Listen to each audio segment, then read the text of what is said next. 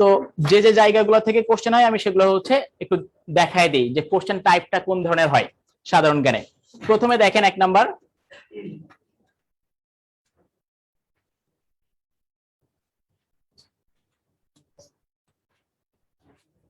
সাম্প্রতিক বিষয়। আপনাদের আন্তর্জাতিক বিষয়বলির ক্ষেত্রে যদি আপনারা খেয়াল করে দেখেন, তা সবচাইতে গুরুত্বপূর্ণ যে টপিক সেটা হচ্ছে সাম্প্রতিক বিষয়। এখান থেকে হিউজ পরিমাণ কোশ্চেন আসে আপনাদের 20 মার্কের মাঝে, এখান থেকে হিউজ পরিমাণ কোশ্চেন আসে, কিন্তু সমস্যা হচ্ছে আমরা বুঝতে পারি না। সেই আমাদের বোঝার যে একটা মানে অযোগ্যতা, সেই জায়গাটা একটু খেয়াল করে দেখেন। আমরা সাম্প্রতিক বলতে শুধুমাত্র বুঝি যে এখান থেকে 6 মাস বা 8 মাস আগের যে ঘটনা সেটাকে আমরা সাম্প্রতিক মনে করি, কিন্তু সাম্প্রতিক মানে এটা না। আমার বিষয় আবারও খেয়াল করে দেখেন, আমরা সাম্প্রতিক বলতে মনে করি 6 মাস 8 মাস বা 1 বছরের যে ঘটনা সেটা, কিন্তু সাম্প্রতিক বলতে এটাকে বোঝায় না। আমি আপনাদেরকে ছোট্ট করে একটা এক্সাম্পল দিয়ে দেখেন, সেটা হচ্ছে সাম্প্রতিক সময়ে যে সকল টপিক গুরুত্বপূর্ণ থাকবে ওই টপিকের সাম্প্রতিক বিষয় বলি, পাশাপাশি বেসিক জায়গা বা হিস্ট্রি থেকে কোশ্চেন হতে পারে। আমার কথা বুঝতে পারছেন? জাস্ট ছোট্ট একটা এক্সাম্পল দেই, দেখেন একটা বিসিএস 38তম বিসিএস এর সময় খুবই গুরুত্বপূর্ণ একটা ইস্যু ছিল হচ্ছে রোহিঙ্গা ক্রাইসিস। এই রোহিঙ্গা ক্রাইসিস থেকে দেখেন কতগুলো কোশ্চেন হচ্ছে। দেখেন রোহিঙ্গা ক্রাইসিসের থেকে কোশ্চেন এভাবে হচ্ছে না যে রোহিঙ্গারা কবে বাংলাদেশে আসছে বা কতজন রোহিঙ্গা ওই সময় বাংলাদেশে আসছে, এভাবে কিন্তু কোশ্চেন হচ্ছে না। হচ্ছে যে রোহিঙ্গাদের নাগরিকত্ব বাতিল করা হয় কত সালে? 1982 সালের ঘটনা। তাহলে খেয়াল করে দেখেন 1982 সালের ঘটনা, এটা কি আপনি বলবেন যে তাৎক্ষণিক ঘটছে? কিন্তু তাৎক্ষণিক কোন ঘটনার কারণে তো এটা গুরুত্বপূর্ণ হয়ে যাচ্ছে। আমার কথা বুঝতে পারছেন কিনা? এবং ওই বছরই দেখেন, খেয়াল করে দেখেন একটা কোশ্চেন আসছে, ইউএনএইচসিআর এর সদর দপ্তর কোথায়? এখন কথা হচ্ছে বিশ্বে তো আপনার আন্তর্জাতিক সংস্থার অভাব আছে, কিন্তু ওই বছর কেন ইউএনএইচসিআর আসলো? কারণ রোহিঙ্গা বা এই ধরনের শরণার্থী নিয়ে কাজ করে কোন সংস্থা? ইউএনএইচসিআর। এর জন্য দেখেন ইউএনএইচসিআর থেকে কোশ্চেন আসছে। জাস্ট টেকনিকটা খেয়াল করে দেখেন। তারপর দেখেন কোশ্চেন আসছে যে ওআইসি এর অফিসিয়াল ভাষা কতটি? কারণ কথা হচ্ছে অনেক অর্গানাইজেশন আছে আমাদের পাশে, সার্ক আছে আমাদের খুবই গুরুত্বপূর্ণ আমাদের জন্য, বিমস্টেক আছে, আসিয়ান আছে, এগুলা বাদ দিয়ে রেখে কেন ওআইসি থেকে আসলো? কারণ রোহিঙ্গারা আমরা জানি মুসলিম সংখ্যালঘু একটি গোষ্ঠী, তাদের অধিকারের জন্য যে সকল অর্গানাইজেশন কাজ করে তার ভিতরে একটা অন্যতম কি ওআইসি। এর জন্য দেখেন ওআইসি থেকে কোশ্চেন আসছে। জাস্ট কোশ্চেন ফরম্যাটটা দেখেন। তারপর দেখেন একটা বিসিএস এর কোশ্চেন আসছে 2017 বা 18 সালের ওই এটাতে, যে হচ্ছে রুশ বিপ্লব থেকে 2টা কোশ্চেন আসছে। এখন কথা হচ্ছে রুশ বিপ্লব কেন গুরুত্বপূর্ণ? কারণ আমরা জানি 1917 সালে রুশ বিপ্লব সংগঠিত হয়েছে, আর 2017 সালে রুশ বিপ্লবের 100 বর্ষ পালন হচ্ছে, এই জন্য রুশ বিপ্লব গুরুত্বপূর্ণ। দেখেন রুশ বিপ্লব থেকে 2টা কোশ্চেন আসছে, ডিরেক্টলি বলেন আর ইনডিরেক্টলি বলেন। একটা কোশ্চেন আসছে যে imperialism is the highest stage of capitalism, গ্রন্থটির রচয়িতা কে? রুশ বিপ্লবের ক্ষেত্রে যে গ্রন্থগুলা উল্লেখযোগ্য অবদান রাখছে বা বিপ্লবে অগ্রণী ভূমিকা পালন করছে, সাহস যোগাইছে, তার ভিতরে 2টা গ্রন্থ, একটা হচ্ছে এপ্রিল থিসিস আর একটা হচ্ছে imperialism is the highest stage of capitalism, যে 2টা হচ্ছে লেনিনের লেখা বই। আমার কথাগুলো বুঝতে পারছেন কিনা কিভাবে কোশ্চেন গুলো হচ্ছে? এজন্য বুঝতে হবে আমরা সাম্প্রতিক বলতে শুধুমাত্র 6 মাস বা 8 মাসের ঘটনাকে ধরে যদি আঁকড়ে থাকি তাহলে কিন্তু আপনারা বিপদে পড়বেন। তারপর দেখেন এই বিসিএস এ, এই যে আপনার সাম্প্রতিক যে বিসিএসটা চলে গেল 41 বিসিএস এ, দেখেন ওই সময় ন্যাটোতে একটা রাষ্ট্র যোগদান করছে, সেটা হচ্ছে কোনটা? উত্তর মেসিডোনিয়া, যার কোনো সদস্য হয়ে যাচ্ছে 30। এই জন্য ন্যাটো গুরুত্বপূর্ণ। দেখেন ন্যাটো থেকে কোশ্চেন আসছে, কিন্তু কোশ্চেন এটা আসে নাই যে সর্বশেষ কোন রাষ্ট্র যোগদান করছে। আমার কথা বুঝতে পারছেন কিনা? কোশ্চেন ফরম্যাটটা খেয়াল করে দেখেন। সাম্প্রতিক সময়ের আলোচিত ইস্যু, এই ইস্যুর বেসিক জায়গা থেকে কোশ্চেন হতে পারে। যেমন আপনাদেরকে একটা উদাহরণ দেই, মনে করেন এখন সাম্প্রতিক সময়ে খুবই গুরুত্বপূর্ণ আমাদের জন্য আফগানিস্তান ক্রাইসিস। এখন কথা হচ্ছে এই আফগানিস্তান ক্রাইসিসের যে কোনো জায়গা থেকে কোশ্চেন আসতে পারে, একদম হিস্ট্রি থেকে কোশ্চেন আসতে পারে। যেমন আফগানিস্তানের সোভিয়েত ইউনিয়নের সৈন্য কত সালে প্রবেশ করছে, কত সালে বের হয়ে যাচ্ছে, বা আফগানিস্তানের সীমান্তবর্তী রাষ্ট্র কতটি, বা আফগানিস্তান কোন অঞ্চলের রাষ্ট্র, যে কোনো টাইপের কোশ্চেন হতে পারে। এই জন্য সাম্প্রতিক বিষয় বলতে আমরা শুধু ভুল বুঝবো না যে 6 মাস বা এই যে 8 মাসের যে কারেন্ট অ্যাফেয়ার্স এটা পড়েই হচ্ছে আমাদের সাম্প্রতিক কভার হয়ে যাবে, বিষয়টা এমন না। আমার কথাগুলো বুঝতে পারছেন কিনা? এই জন্য সাবধান থাকবেন এই বিষয়গুলো থেকে, ঠিক আছে? একটা বিষয়। সেকেন্ড, 2 নম্বর বিষয় হচ্ছে আইআর মানে ইন্টারন্যাশনাল রিলেশনস, এই আইআর এর একদম বেসিক জায়গা থেকে, মৌলিক বিষয়গুলো থেকে।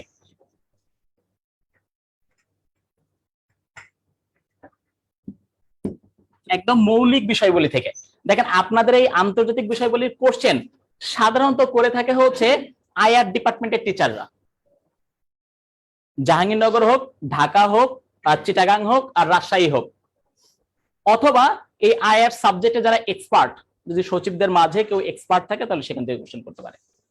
এজন্য এই টপিকের একদম বেসিক জায়গা থেকে কোশ্চেন হবে। দেখবেন যে আপনারা পরীক্ষার হলে যে আপনাদের কাছে খুবই কঠিন লাগতেছে, কিন্তু ওই ডিপার্টমেন্টের স্টুডেন্টদের কাছে এটা খুবই সহজ বিষয়, কারণ বেসিক জায়গা থেকে কোশ্চেন হচ্ছে। যেমন দেখেন আপনারা যদি বিগত সালের কোশ্চেনগুলো দেখেন, দেখবেন আদর্শবাদ থেকে কোশ্চেন হচ্ছে, বাস্তববাদ থেকে কোশ্চেন হচ্ছে, গেম থিওরি থেকে কোশ্চেন হচ্ছে, তারপরে দেখবেন বিভিন্ন মতবাদ যেমন মার্শাল প্ল্যান, ডমিনো থিওরি, তারপরে হচ্ছে আপনার কি বলে মনরো ডক্ট্রিন থেকে, তারপরে বাফার স্টেট থেকে কোশ্চেন হচ্ছে। আমার কথাগুলো বুঝতে পারছেন? যেমন দেখেন আপনাদের একটা বিশেষ কোশ্চেন আসছে যে নৈরাজ্যবাদ নিচের কোন তত্ত্বটি সমর্থন করে, পজিটিভ সাম গেম নিজের কোন তত্ত্বটি সমর্থন করে, তারপরে ফোনগুলো অফ করে ফেলেন অথবা সাইলেন্ট করে ফেলেন। তারপরে হচ্ছে ডমিনো তত্ত্ব নিচের কোন অঞ্চলের জন্য প্রযোজ্য। কথাগুলো বুঝতে পারছেন কিনা? একদম বেসিক জায়গা থেকে কোশ্চেন হচ্ছে। এবং এখানে একটা পার্ট আছে যেটা হচ্ছে থিওরি বা ডক্ট্রিন।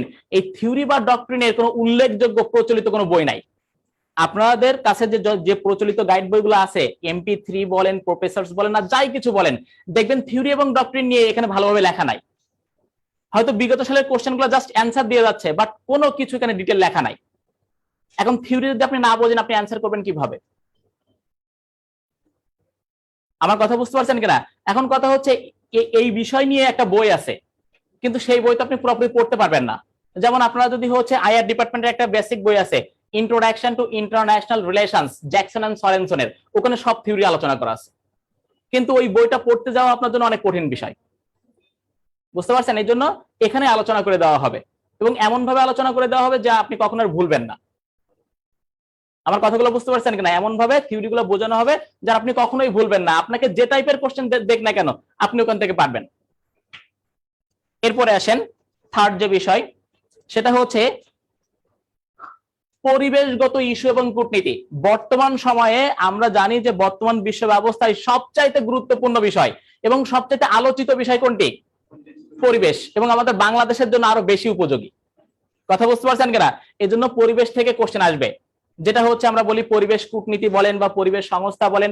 এখন কথা হচ্ছে এখান থেকে কোশ্চেন সহজ আসবে না কঠিন আসবে সেটা বলা যাবে না, বাট কোশ্চেন আসবে। কারণ হচ্ছে কিছু কিছু সময় থাকে যে বাংলাদেশ বিষয়গুলি থেকে কোশ্চেন সহজ করা হচ্ছে, আন্তর্জাতিক থেকে কঠিন করা হচ্ছে, আবার কোনো বছর দেখবেন যে আন্তর্জাতিক থেকে সহজ করা হচ্ছে, বাংলাদেশ থেকে কঠিন করা হচ্ছে। আমার কথাগুলো বুঝতে পারছেন কিনা? এই জন্য কঠিন কি সহজ এটা বলা যাবে না, বাট কোশ্চেন হবে এখান থেকে। তারপরে একটা বিষয় খেয়াল করে দেখেন, আপনাদের একটা বিষয় একটু বলে দিই। প্রিলিমিনারির ক্ষেত্রে দেখবেন আপনাদের হচ্ছে 50% কোশ্চেন সহজ হবে। দেখবেন 50% কোশ্চেন সহজ হবে। যারা 2 মাস 3 মাস পড়ছেন তারা যেও দেখবেন যে না আসলে তো কোশ্চেন গুলো সহজ, দেখবেন 50% সহজ হবে। 6 মাস পড়লে এই সকল কোশ্চেন আপনারা অ্যান্সার দিতে পারবেন। এরপরে দেখবেন 2 নাম্বার 30 থেকে 40% কোশ্চেন দেখবেন খুবই কঠিন হবে। 30 থেকে 40% কোশ্চেন দেখবেন খুবই কঠিন হবে, আপনি কল্পনা করতে পারবেন না যে আমি 3 বছর ধরে পড়লাম, আমি 2 বছর ধরে পড়লাম, বাট এই কোশ্চেন তো জীবনে কখনো শুনি নাই। যারা পরীক্ষা দিয়েছেন একটু খেয়াল করে দেখেন তো, এমন অনেক কোশ্চেন ফেস করছেন যে জীবনে কখনো শুনেন নাই। বুঝতে পারছেন কিনা? খুবই কঠিন হবে। এইখানের কোশ্চেনে সাধারণত অধিকাংশ অ্যান্সার দিতে পারে না, কিন্তু যারা অ্যান্সার দিতে পারে এরা পরীক্ষার হল থেকে আসার পরে পরের দিন থেকে রিটেন পড়া শুরু করে দেয়। কারণ যে এইখান থেকে আপনার 10টা বা 15টা বা 5টা কোশ্চেন অ্যান্সার দিতে পারে, ও চিন্তা করে যে আমার মার্কস থাকবে আজকে মানে কি বলে 120 বা 125 বা 130, কাট মার্কস 100 হবে না 105 হবে, এটা নিয়ে আমার কোনো চিন্তার দরকার নাই। আপনারা যখন কাট মার্ক নিয়ে চিন্তা করবেন যে 98 নাকি 100 নাকি 102, ও তখন চিন্তা করবে যে আমার কাট মার্কস নিয়ে চিন্তা করার দরকার নাই, আমার কি করতে হবে? রিটেন পড়তে হবে। খেয়াল করে দেখেন আপনাদের এই 41 প্রিলির পরে অনেকে রিটেন পড়া শুরু করে দিছে, আর কিছু ছিল যে হচ্ছে রেজাল্ট দিক তারপরে পড়বো, রেজাল্ট দিক তারপরে পড়বো। এখন রেজাল্ট দিছে, এখন চিন্তা করতেছে আমি প্রিলি পড়বো না রিটেন পড়বো। কথা বুঝতে পারছেন কিনা? এই জন্য এই টাইপের ভিতরে থাকা যাবে না যে আমি রিস্ক জোনে, প্রিলিতে কখনোই রিস্ক জোনে থাকা যাবে না। আপনাকে এমন ভাবে প্রিপারেশন নিতে হবে যে আমি হার্ড কোশ্চেনের ভিতরে 10টা বা 15টা কোশ্চেন অ্যান্সার করে আসবো।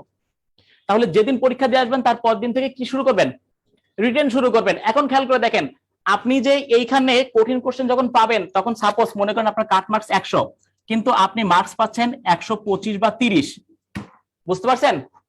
এই যে আপনি 130 বা 125 বা 30 পাচ্ছেন, তার মানে আপনার প্রিলিমিনারি প্রিপারেশন যথেষ্ট স্ট্রং। এরপরে দেখেন যারা একবার প্রিলি ভালোভাবে পড়ে এরকম মানে প্রিলিতে টিকছে, তারা দেখেন পরবর্তীবার প্রিলি পড়ার সময় পাচ্ছে না। এটা শুধু এই বিসিএস না, প্রতিটা বিসিএস এর ক্ষেত্রেই প্রিলি পড়ার জন্য আপনি পরবর্তীতে সময় পাবেন না। এই জন্য আপনাকে প্রিলির প্রিপারেশনটা এমন ভাবে নিতে হবে যাতে করে আমার পরবর্তী সময়ে বেশি পড়া না লাগে। কারণ আপনি প্রিলিমিনারি এবার টিকছেন, পরবর্তীবার যখন টিকবে পরীক্ষা দিবেন তখন দেখবেন যে আপনার প্রিলির আগে হয়তো ভাইবা হচ্ছে, নইলে রিটেন হচ্ছে, নইলে পরে হচ্ছে, আপনি কখন পড়বেন? এবার খেয়াল করে দেখেন প্রতিবারই সেম। আমরা যখন হচ্ছে 40 প্রিলি পরীক্ষা দিব, তখন আমাদের হচ্ছে 38-এর ভাইবা চলতেছে, কেউ 7 দিন, কেউ 10 দিন, কেউ 15 দিন সময় পাচ্ছে। তারপরে 37-এর ক্ষেত্রে, 38-এর ক্ষেত্রেও সেম কাহিনী, প্রতিবারই এই একই রকম সমস্যা থাকে। এর জন্য এই প্রিপারেশন গুলো এমন ভাবে নিতে হবে, এমন স্ট্রং ভাবে প্রিপারেশন নিতে হবে যে আপনার 125-30 আরো বেশি থাকবে, যেন কম না থাকে। একবার প্রিপারেশন নিব আর প্রতিবার অন্যান্যবার জাস্ট পরীক্ষার আগে 1 সপ্তাহ 2 সপ্তাহ বা 3 সপ্তাহ দেখে যাবো, আমার চান্স হয়ে যাবে। কিন্তু যদি যে ঝুলন্ত থাকেন, কনফিউশনে থাকেন যে রেজাল্ট দিবে তারপরে হচ্ছে আমি প্রিপারেশন নেওয়া শুরু করব, পসিবল না, আপনি বিপদে পড়বেন। বুঝতে পারছেন কিনা? এই জন্য এই বিষয়গুলো খেয়াল রাখবেন। এরপরে দেখেন 3 নাম্বার বিষয় হচ্ছে এখানে 5 থেকে 10% কোশ্চেন থাকবে হচ্ছে দেখতে মনে হবে সহজ, কিন্তু কোশ্চেনের ভিতরে ফাঁদ আছে। দেখতে মনে হবে সহজ, কিন্তু কি আছে, ফাঁদ আছে। এই টাইপের কোশ্চেন অ্যান্সার করবেন, বুঝে অ্যান্সার না করলে অ্যান্সার করবেন আর কি করবেন, ভুল করবেন। এখন আপনি চিন্তা করে দেখেন 10টা কোশ্চেন যদি ভুল করেন, আপনার মাইনাস কত, -5। তার মানে কত পিছায় যাচ্ছেন, 15 পিছায় যাচ্ছেন। একটু খেয়াল করে দেখেন, 15 যদি পিছায় যান আপনার লাগবে, মানে বাদ পড়ার জন্য আর লাগবে, এটাই যথেষ্ট। আপনারা যারা প্রিলিমিনারি পরীক্ষা দিচ্ছেন একটু বাস্তবে মিলায় দেখেন, যখন পরীক্ষার হল থেকে বের হচ্ছেন তখন সবাই দেখবেন বলবে যে আমার 115 বা 120 থাকবে, আমার 120 থাকবে। বাসায় এসে মিলানো যখন শুরু করবে তখন দেখে যে 105 বা 110 থাকে। আর 2 দিন পরে যখন সকল কোশ্চেনের অ্যান্সার বিভিন্ন দিক থেকে চলে আসে, ভাই আমার 108 থাকে না। যারা পরীক্ষা দিচ্ছেন একটু খেয়াল করে দেখেন, 120 থাকতেছিল, 2 দিনের ব্যবধানে কত কমে যাচ্ছে, 20 কমে যাচ্ছে। কারণ এই ফাঁদমূলক যে কোশ্চেন গুলো, এগুলো আপনারা অ্যান্সার দিতে পারেন নাই, রং অ্যান্সার দিচ্ছেন। এই জন্য এই কোশ্চেন গুলো যদি না বুঝতে পারেন তাহলে আপনাদের জন্য সবচেয়ে বেশি বিপদ। এই কোশ্চেন গুলো যেমন আমি আপনাদেরকে বলি, খুবই সহজ কোশ্চেন, আপনারা যেটা জানেন সেটাই অ্যান্সার দিবেন, ঠিক আছে? এখন আমি বলছি বলে আর কঠিন করে বলার দরকার নাই, জাস্ট আপনারা হচ্ছে বলেন। সেটা হচ্ছে গ্রিন হাউস কি, খুবই সহজ কোশ্চেন। গ্রিন হাউস কি, আমি অপশন দিই। ওকে, শীত প্রধান দেশে কাচের তৈরি ঘর। সেকেন্ড, মেরু অঞ্চলে প্লাস্টিকের তৈরি ঘর। থার্ড হচ্ছে গাছপালা বা বৃক্ষরোপণের জন্য উন্নত পলিমার যুক্ত ঘর।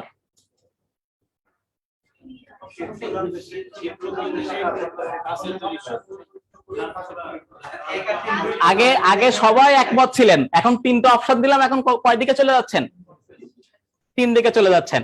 এই যে এখানে এ সি সবকিছু আসতেছে। খেয়াল করে দেখেন, সময় এখন চেঞ্জ হয়ে গেছে, বিশ্ব এখন ডাইনামিক হচ্ছে, প্রতিনিয়তই বিশ্ব পরিবর্তন হচ্ছে। এখন আর শুধুমাত্র কাচের তৈরি ঘর নাই, এখন ওটা হচ্ছে আপনার কি করতেছে, প্লাস্টিকের তৈরি করতেছে, তারপরে পলিথিন দিয়ে তৈরি করতেছে, উন্নত পলিমার দিয়ে তৈরি করতেছে। তার মানে অ্যান্সার কোনটা হবে, 3টাই। আপনাদেরকে ফাঁদে ফেলানোর জন্য জাস্ট দেখেন একটা বিষয়, যেটা আপনার সারা জীবন ধরে পড়ে আসতেছেন, সেখান থেকে একটা কোশ্চেন গুলো আপনারা অ্যান্সার দিতে পারেন নাই। আমার কথাগুলো বুঝতে পারছেন কিনা? এই জন্য এই বিষয়গুলো খেয়াল রাখবেন, প্রতিনিয়তই বিশ্ব ডাইনামিক হচ্ছে, সময় চেঞ্জ হচ্ছে, কোশ্চেনের ধারা চেঞ্জ হচ্ছে, আপনাদেরকে ডাইনামিক হতে হবে, নইলে হচ্ছে এখানে টিকে থাকার কোনো অপশন নাই। আমার কথা বুঝতে পারছেন কিনা? তারপরে দেখেন আরো একটা খুব ছোট একটা কোশ্চেন করি। ওই যে বললাম 3টাই, ওখানে অপশন থাকবে সবগুলো, কথা বোঝেন না, ওখানে অপশন থাকবে সবগুলো। তারপরে আসেন, ভারতীয় উপমহাদেশে মুসলিম শাসন প্রতিষ্ঠা করেন কে? ভারতীয় উপমহাদেশে মুসলিম শাসন প্রতিষ্ঠা করেন কে? আমি অপশন দিচ্ছি, মোহাম্মদ ঘুরি, তারপরে হচ্ছে মোহাম্মদ বিন কাসিম, আর ইখতিয়ার উদ্দিন মোহাম্মদ বখতিয়ার খলজি। আচ্ছা, কেউ বলছেন মোহাম্মদ ঘুরি, কেউ বলছেন ইখতিয়ার উদ্দিন মোহাম্মদ বখতিয়ার খলজি, কেউ বলছেন মোহাম্মদ বিন কাসিম। দেখেন একটা বিষয় খেয়াল করে দেখেন, বিসিএস এমন একটা জায়গা যে জায়গায় যদি আপনার বেসিক জায়গাটা স্ট্রং না থাকে বা বুঝে না পড়েন, আপনি অ্যান্সার করতে পারবেন না, আর অ্যান্সার করলে ভুল করবেন। কথা বুঝতে পারছেন কিনা? জাস্ট আমি একটা বিষয় একটু ক্লিয়ার করে দিই, একটু খেয়াল করে দেখেন, আজকের পর থেকে কখনো ভুল হবে না। ভারতীয় উপমহাদেশে মুসলিম শাসনের সূত্রপাত করেন 712 সালে মোহাম্মদ বিন কাসিম সিন্ধু বিজয়ের মধ্য দিয়ে। কি বিজয়ের মধ্য দিয়ে? সিন্ধু বিজয়। এটা কিন্তু আমার খেয়াল করেন, এটা কিন্তু ভারতীয় উপমহাদেশে মুসলিম শাসনের সূত্রপাত। এটা বিজয় করছে মোহাম্মদ বিন কাসিম, বিজয় করে সে এখানে শাসন ব্যবস্থা প্রতিষ্ঠা করেনি, আবার ব্যাক করে চলে গেছে। এরপরে 1192 সালে মোহাম্মদ ঘুরি আসছে। এই মোহাম্মদ ঘুরি এসে তরাইনের যুদ্ধ করছে পৃথ্বীরাজ চৌহানের সাথে। এই পৃথ্বীরাজ চৌহান পরাজিত হয়, প্রথমবার জয়লাভ করছে, দ্বিতীয়বার পরাজিত হচ্ছে।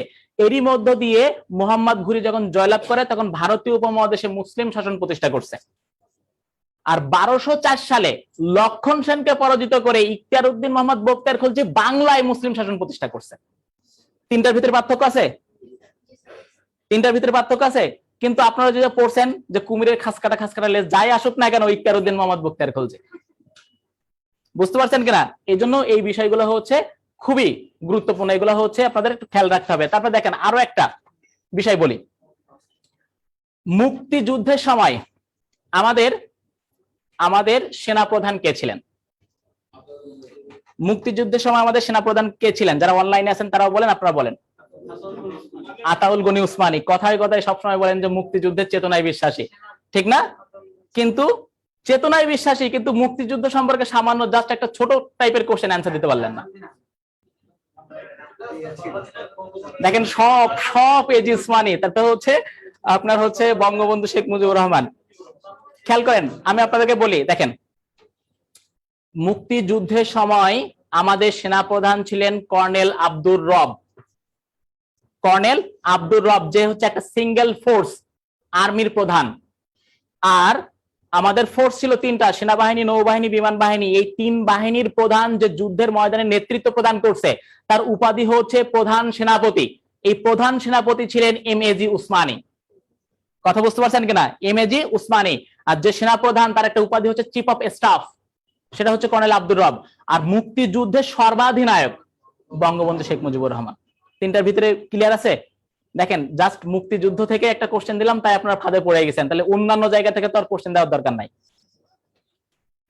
আমার কথাগুলো বুঝতে পারছেন? বাংলাদেশ বলেন, আন্তর্জাতিক বিষয় বলেন, সব জায়গায়, এবং এগুলো যখন আপনি একটু ডিটেল বুঝে পড়বেন আপনি কখনোই ভুলবেন না। আমি গ্যারান্টি দিতে পারি আপনি কখনোই ভুলবেন না, গল্প করে পড়বেন। কিন্তু বিষয় হচ্ছে আমরা গল্প করে পড়ি না, সাধারণ জ্ঞানকে মনে করি যেটা সম্পূর্ণ হচ্ছে টু দা পয়েন্টে মুখস্থ করতে হয়, তোতা পাখির মতো। এই জন্য মুখস্থ করবেন আর ভুলবেন। কিন্তু যখন আপনি বুঝে পড়বেন তখন আপনার কোনো দিক থেকেই আপনার ভুলার অপশন নাই, তখন একটার সাথে একটা লিঙ্ক করে আপনি কোশ্চেন অ্যান্সার বের করতে পারবেন। আমার কথাগুলো বুঝতে পারছেন কিনা? এই জন্য এই বিষয়গুলো সাবধান থাকবেন। তারপর দেখেন আরো একটা কোশ্চেন করি আন্তর্জাতিক বিষয় বলি থেকে, মানবাধিকার সংক্রান্ত বৈশ্বিকভাবে প্রথম চুক্তি কত সালে স্বাক্ষরিত হয়? মানবাধিকার সংক্রান্ত প্রথম চুক্তি কত সালে স্বাক্ষরিত হয়? আমি অপশন দেই, 1948, 1951, 1966, 1976। দেখেন সব হচ্ছে 1948 সালে 10 ডিসেম্বর। আপনারা 48। খেয়াল করে দেখেন 1948 সালে 10 ডিসেম্বর জাতিসংঘের সাধারণ পরিষদের অধিবেশন অনুষ্ঠিত হয় ফ্রান্সের প্যারিস শহরে। সেখানে সার্বজনীন মানবাধিকার universal declaration of human rights এর ঘোষণা প্রদান করা হয়। এখানে মোট 30টা অধিকার ছিল জনগণের, অর্থাৎ মানুষের 30টা অধিকার সম্বলিত একটা ঘোষণা করা হচ্ছে, যেটাকে বলা হচ্ছে universal declaration of human rights, সার্বজনীন মানবাধিকার ঘোষণা। সেটা হচ্ছে 1948 সালে। কিন্তু এখানে কি চুক্তি হয়েছে? চুক্তি থাকলে চুক্তি লেখা থাকবে, অথবা ট্রিটি লেখা থাকবে, এগ্রিমেন্ট লেখা থাকবে, বা কভিনেন্ট লেখা থাকবে, কিন্তু এখানে কিছু লেখা আছে? নাই। মানবাধিকার সংক্রান্ত প্রথম চুক্তি হয় 1966 সালে। এখানে মোট 2টা চুক্তি হয়, international covenant on civil and political rights আর international covenant on social, economic and cultural rights. যে চুক্তি 2টা কার্যকর হয়েছে 1976 সালে। কথাগুলো বুঝতে পারছেন কিনা? কিন্তু আপনারা যেহেতু এক সার্বজনীন মানবাধিকার ঘোষণা পড়ছেন, এজন্য সবসময় ওইটাই মারতেছেন। বিষয়গুলো একটু খেয়াল করে দেখেন, প্রিলির ক্ষেত্রে এই বিষয়গুলো হচ্ছে মাথায় রাখতে হবে, যদি না রাখতে পারেন তাহলে কিন্তু বিপদে পড়বেন। সাধারণ জ্ঞান হচ্ছে সবচাইতে কনফিউশন তৈরির জায়গা, এই জন্য এই জায়গাগুলোকে বুঝে পড়তে হবে, একটু ডিটেল পড়তে হবে, তাহলে কখনোই ভুলবেন না। বিষয়গুলো হচ্ছে খেয়াল রাখবেন। এরপরে একটা বিষয়, রিপোর্ট থেকে কোশ্চেন আসবে, দেখবেন যে প্রতি বছর একটা বা দুইটা রিপোর্ট থেকে কোশ্চেন আসবে, যে কোন দেশ অস্ত্র রপ্তানিতে শীর্ষ, আমদানিতে শীর্ষ, বা আইনের শাসন প্রতিষ্ঠায় শীর্ষ, এরকম বিভিন্ন রিপোর্ট থেকে কোশ্চেন হবে। এরপরে হচ্ছে সেকেন্ড যে বিষয়, এর পরবর্তী বিষয় হচ্ছে রাজনীতি থেকে আন্তর্জাতিক রাজনীতি। আমি আগে বলছি ইন্টারন্যাশনাল রিলেশনস, আন্তর্জাতিক সম্পর্ক, আর এখন কি বলতেছি রাজনীতি। দুইটার ভিতরে পার্থক্য কি জানেন? সকল বিষয়, আন্তর্জাতিক পরিসরের সকল বিষয় আন্তর্জাতিক সম্পর্কের অন্তর্ভুক্ত। এই সকল বিষয় নিয়ে যে সকল এই সকল বিষয়ের মধ্যে যে বিষয়গুলো নিয়ে রাজনীতি হয়, দ্বন্দ্ব হয়, সমস্যা তৈরি হয়, সেটা হচ্ছে আন্তর্জাতিক রাজনীতি। সেটা কেমন? কোন একটা দ্বীপ, কোন একটা জায়গা নিয়ে যখন সমস্যা হবে, যেমন দেখেন এখন আধিপত্য বিস্তারকে কেন্দ্র করে চীন আর ভারতের মাঝে সমস্যা হচ্ছে, আফগানিস্তানে তালেবানকে কেন্দ্র করে কি হচ্ছে সমস্যা হচ্ছে, দক্ষিণ তালপট্টি নিয়ে ভারত এবং বাংলাদেশের মাঝে সমস্যা ছিল, কাশ্মীর নিয়ে ভারত পাকিস্তান চীনের মাঝে সমস্যা হচ্ছে, এগুলো সবই হচ্ছে আন্তর্জাতিক রাজনীতির বিষয় বলি। তার মানে আমরা দেখলাম যে সকল বিষয় নিয়ে দ্বন্দ্ব হবে, মারামারি হবে, কামড়াকামড়ি হবে, সেই সকল বিষয় হচ্ছে কি রাজনীতি। এখান থেকে দেখবেন একটা দুইটা কোশ্চেন আসবে।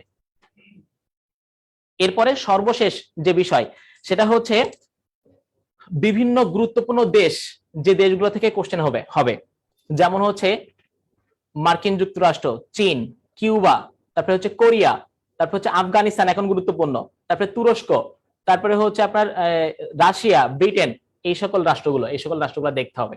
এখান থেকে দেখবেন যে একটা দুইটা তিনটা কোশ্চেন আসতেছে। তাহলে আমরা দেখলাম যে কোন কোন জায়গাগুলো থেকে কোশ্চেন হচ্ছে, সেগুলো তো আমাদের কাছে ক্লিয়ার এখন। আচ্ছা, এখন আমরা আজকের আলোচনার বিষয়, আর আমি একদম শেষে বলে দিব যে কোন কোন টপিকগুলো বেশি গুরুত্বপূর্ণ বা ভালোভাবে পড়তে হবে। তার ভিতরে আমি একটা বিষয় আপনাদেরকে জাস্ট বলে রাখি, যে সকল সংস্থা বলেন বা যে সকল ইস্যু বলেন বা যে সকল দেশ বলেন সাম্প্রতিক সময়ে গুরুত্বপূর্ণ, এই সকল দেশ বা সংস্থা বা হচ্ছে ঘটনার A to Z পড়ে ফেলবেন। বুঝতে পারছেন কিনা? এখান থেকে কোশ্চেন থাকবে বেশি, এই বিষয়টা খেয়াল রাখবেন। এরপরে আসেন আমাদের আজকের আলোচনার টপিক, প্রথম হচ্ছে যুদ্ধ সমূহ নিয়ে আমরা আলোচনা করব।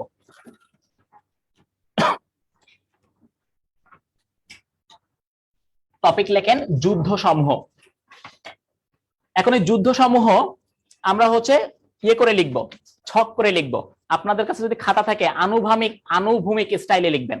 আনুভূমিক মানে একটু লম্বা করে ধরবেন, আপনাদের জন্য সুবিধা হবে।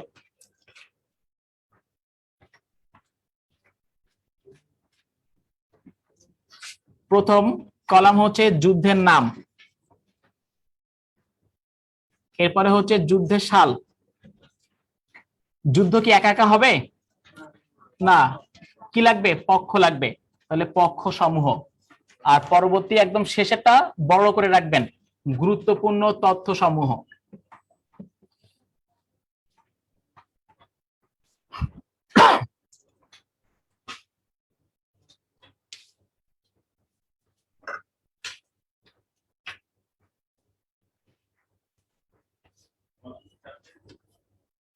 হ্যাঁ, কলাম চারটা কলাম, যুদ্ধের নাম, সাল, পক্ষ সমূহ, আর হচ্ছে গুরুত্বপূর্ণ তথ্য।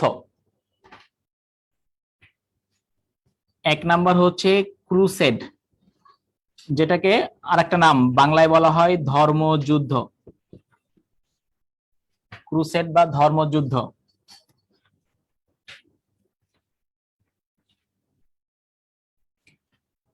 সাল লেখেন 1095 থেকে 1291 সাল পর্যন্ত।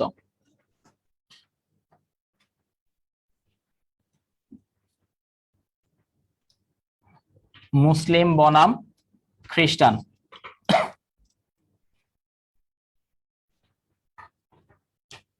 গুরুত্বপূর্ণ তথ্য এখানে লেখেন জেরুজালেম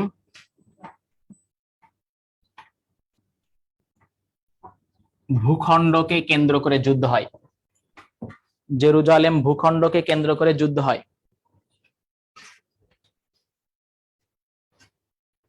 দ্রুত তুলে ফেলেন।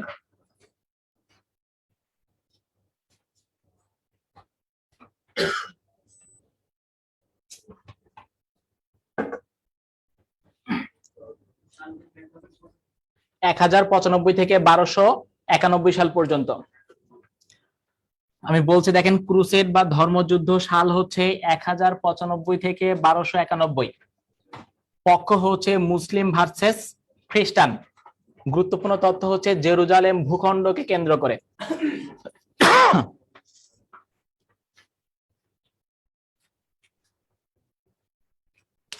আচ্ছা, একজন বলছেন স্যার আপনার লেকচার পড়লেই হবে। দেখেন, এটাও বলা যাবে না যে আমার লেকচার পড়লেই হবে, কারণ হচ্ছে আপনাদের হিউজ একটা হচ্ছে সিলেবাস। আমি এখানে 12টা বা 15টা ক্লাস নিব, সব টপিক কি আমার পক্ষে পড়ানো সম্ভব? আবার এমন কিছু টপিক থাকে যে টপিকগুলো কখনো মানে একটা টিচার কখনো ক্লাস নিতে পারে না। যেমন রাজধানী, আমি রাজধানী নিয়ে কি ক্লাস নিব বলেন? আপনাদেরকে ধরে ধরে পড়াবো এখানে? তারপরে সমুদ্র বন্দর, কোন দেশের সমুদ্র বন্দর কোনটি, এটা তো আপনি বাসায় দেখলেই পারবেন। এই জন্য আমরা সবসময়, আমি বিশেষ করে যে সকল বিষয় আপনাদেরকে বোঝানোর জায়গা আছে এবং গুরুত্বপূর্ণ, যেগুলো লিঙ্ক করে পড়ানো যায়, এমন টাইপের টপিকগুলো হচ্ছে আপনাদেরকে আমি পড়াই। ঠিক আছে? আচ্ছা, হ্যাঁ, ইনশাল্লাহ বলে দিব। ওকে, আমরা লিখলাম ক্রুসেড বা ধর্মযুদ্ধ 1095 থেকে 1291 সাল পর্যন্ত। খ্রিস্টান ভার্সেস কি মুসলিম, কোন জায়গাটাকে কেন্দ্র করে? জেরুজালেম ভূখণ্ডটাকে কেন্দ্র করে। খেয়াল করে দেখেন, বিশ্বের ধর্মীয়গত দিক থেকে যদি দেখা যায় তাহলে সবচাইতে গুরুত্বপূর্ণ যে জায়গা, সে জায়গাটার নাম হচ্ছে জেরুজালেম। কারণ এটাকে বলা হয় 3 ধর্মের পবিত্র স্থান। দেখেন, এটাকে বলা হয় 3 ধর্মের পবিত্র স্থান। গুরুত্বপূর্ণ তথ্য এখানে লেখেন, জেরুজালেমকে বলা হয় 3 ধর্মের পবিত্র স্থান। 3 ধর্মের পবিত্র স্থান।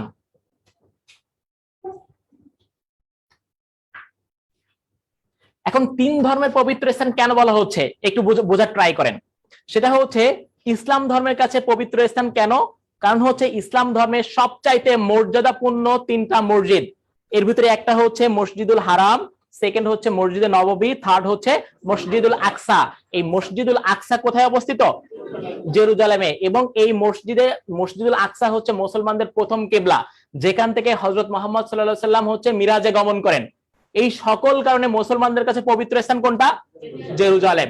সেকেন্ড, যিশু খ্রিস্ট অর্থাৎ খ্রিস্টান ধর্মের পবিত্র স্থান কেন বলা হচ্ছে? কারণ যিশু খ্রিস্টের জন্মস্থান হচ্ছে জেরুজালেম এবং এখান থেকে যিশু খ্রিস্ট হচ্ছে ক্রুশবিদ্ধ হয়, এজন্য খ্রিস্টানদের কাছে কি পবিত্র স্থান। থার্ড হচ্ছে ইহুদি ধর্ম। ইহুদি ধর্মের সবচাইতে তীর্থস্থান ওয়েলিং অল এবং মাউন্ট টেম্পল, এবং তাদের তীর্থ একটা ভূমি আছে যেটা হচ্ছে অলিভ পর্বত। এই অলিভ পর্বত, তারপর ওয়েলিং অল, মাউন্ট টেম্পল কোথায় অবস্থিত? জেরুজালেমে। এই জন্য ইহুদি ধর্মের কাছে কি পবিত্র স্থান। তাহলে খেয়াল করে দেখেন তো, মসজিদুল আকসা, Mount Temple, Wailing Wall, olive পর্বত সবই কোথায় অবস্থিত? জেরুজালেমে। লেখেন আল আকসা মসজিদ, আল আকসা মসজিদ,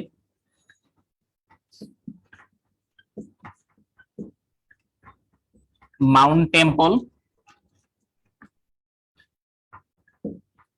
ওয়েলিং অল আর অলিভ পর্বত।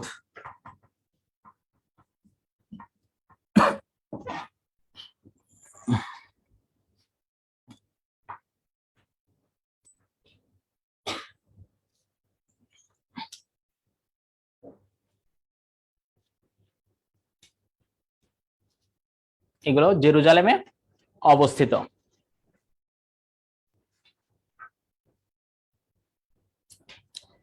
পৃথিবীর সবচাইতে দীর্ঘস্থায়ী যুদ্ধ কোনটি? ক্রুসেড বা ধর্মযুদ্ধ। খেয়াল করে দেখেন 1095 থেকে 1291 সাল পর্যন্ত। লেখেন পৃথিবীর সবচেয়ে দীর্ঘস্থায়ী যুদ্ধ, পৃথিবীর সবচেয়ে দীর্ঘস্থায়ী যুদ্ধ। এই যে গুরুত্বপূর্ণ তথ্য এখানে লেখেন, পৃথিবীর সবচাইতে দীর্ঘস্থায়ী যুদ্ধ।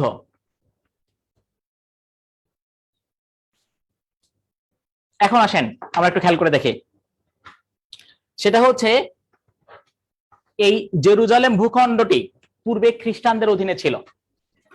এরপরে দেখা যাচ্ছে ইসলামের দ্বিতীয় খলিফা হযরত ওমর রাদিয়াল্লাহু তাআলা আনহু এর সময়ে মুসলমানরা সর্বপ্রথম জেরুজালেম ভূখণ্ড দখল করে। দখল করার পরে এই জেরুজালেমকে 3 ধর্মের জন্য উন্মুক্ত করে দেওয়া হয়, যে প্রত্যেক ধর্মের জনগণ এখানে হচ্ছে স্বাধীনভাবে বসবাস করবে এবং তাদের পবিত্র ভূমিগুলো তারা কি করতে পারবে, জিয়ারত করতে পারবে। বুঝতে পারছেন কিনা? উন্মুক্ত করে দেওয়া হয়। কিন্তু যেহেতু খ্রিস্টানদেরকে পরাজিত করে এই ভূখণ্ড দখল করছে, এই জন্য খ্রিস্টানরা চক্রান্ত করতে থাকে যে কিভাবে এই ভূখণ্ড আবারও কি করা যায়, পুনরুদ্ধার করা যায়। এবং এই সময় থেকে দেখা যাচ্ছে যে মুসলমানরা ব্যাপক শক্তিশালী শাসক ছিল এই অঞ্চলে, কিন্তু 1000 সালের দিক থেকে দেখা যাচ্ছে যে মুসলমানদের আধিপত্য এই অঞ্চলে কি হতে থাকে, দুর্বল হতে থাকে। এই সুযোগেই খ্রিস্টান, স্পেশালি হচ্ছে ইউরোপের বাইজেন্টাইন সাম্রাজ্যের যারা পোপ ছিল বা নেতা ছিল, তারা এই সুযোগটাকে কেন্দ্র করে এই অঞ্চলে আক্রমণ করে। আর 1095 সালে এই সময় মুসলিম সেলজুক বাহিনী আর অন্যদিকে হচ্ছে ইউরোপিয়ান বাইজেন্টাইন বাহিনীর মাঝে যে যুদ্ধ শুরু হয়, সেই যুদ্ধকে আমরা কি বলছি, ক্রুসেড বা ধর্মযুদ্ধ। এই যুদ্ধ চলমান ছিল 1095 থেকে 1291 সাল পর্যন্ত। খেয়াল করে দেখেন, এই যুদ্ধের প্রাথমিক পর্যায়গুলোতে মুসলমানরা পরাজিত হতে থাকে।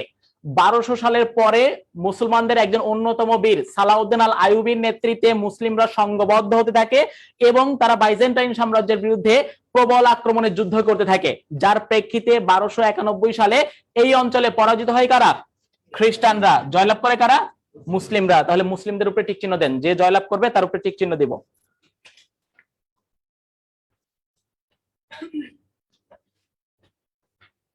আর পৃথিবীর ইতিহাসে সবচাইতে দীর্ঘস্থায়ী যুদ্ধ কোনটা বললাম,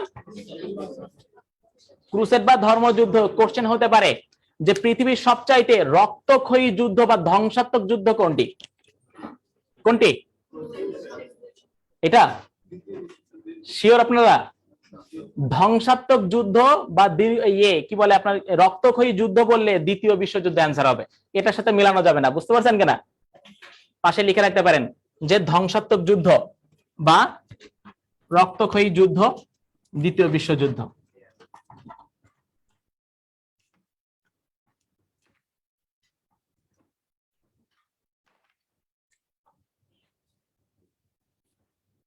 দুই নাম্বার হচ্ছে ট্রাফালগার যুদ্ধ।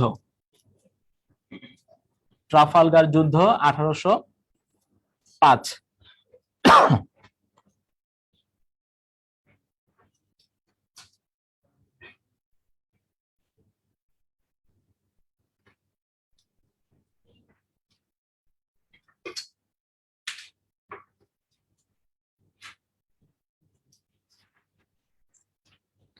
লেখেন, ট্রাফালগার যুদ্ধ 1805, ফ্রান্স এবং স্পেন একদিকে, বনাম হচ্ছে যুক্তরাজ্য।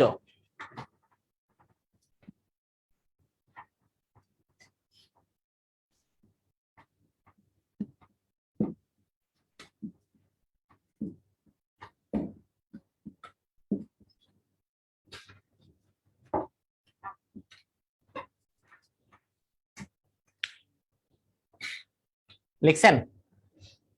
এখন বলেন তো ট্রাফালগার বা ট্রাফালগার অন্তরীপ, ট্রাফালগারও বলা হয় বা ট্রাফালগার অন্তরীপও বলা হয়।